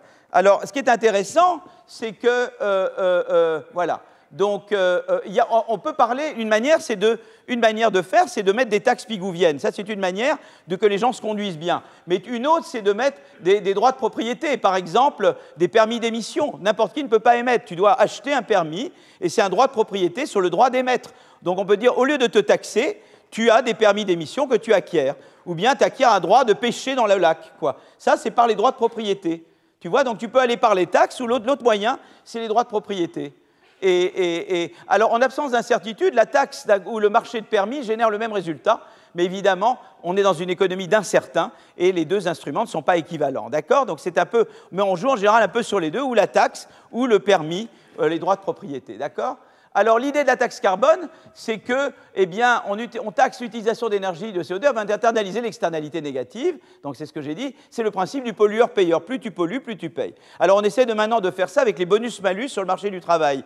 Si tu débauches beaucoup d'employés, eh bien tu contribues beaucoup à augmenter le coût de l'allocation de l'assurance chômage, donc tu dois contribuer davantage à l'assurance chômage. Donc vous voyez, le bonus-malus dans le marché du travail, c'est l'idée d'étendre cette logique du pollueur-payeur au marché du travail, d'accord?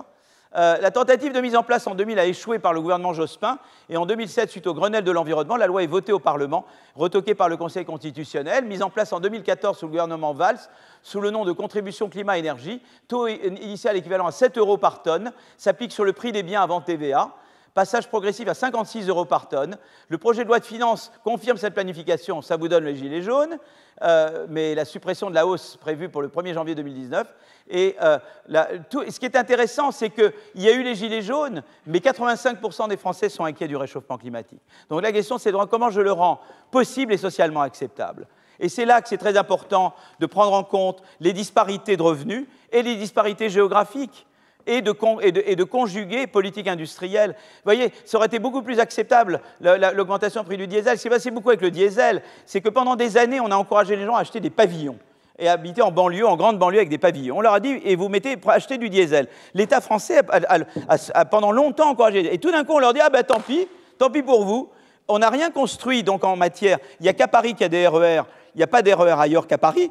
Alors que vous avez l'équivalent de RER partout en Allemagne, et donc les gens n'ont pas le choix que de prendre leur voiture, et donc on leur a dit, bah, tant pis pour vous, on va augmenter le prix du diesel. Et c'est ça qui a créé les gilets jaunes. Il y avait des zones géographiques où les gens ont senti qu'ils étaient otages, et qu'ils n'avaient pas le choix, et que ça retombait sur eux, quoi.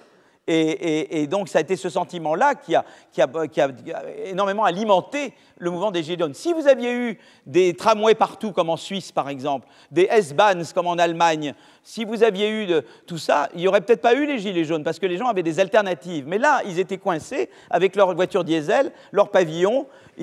Tout s'était établi comme ça, quoi. Et tout d'un coup, on leur augmente le prix du diesel, ils n'avaient aucun choix.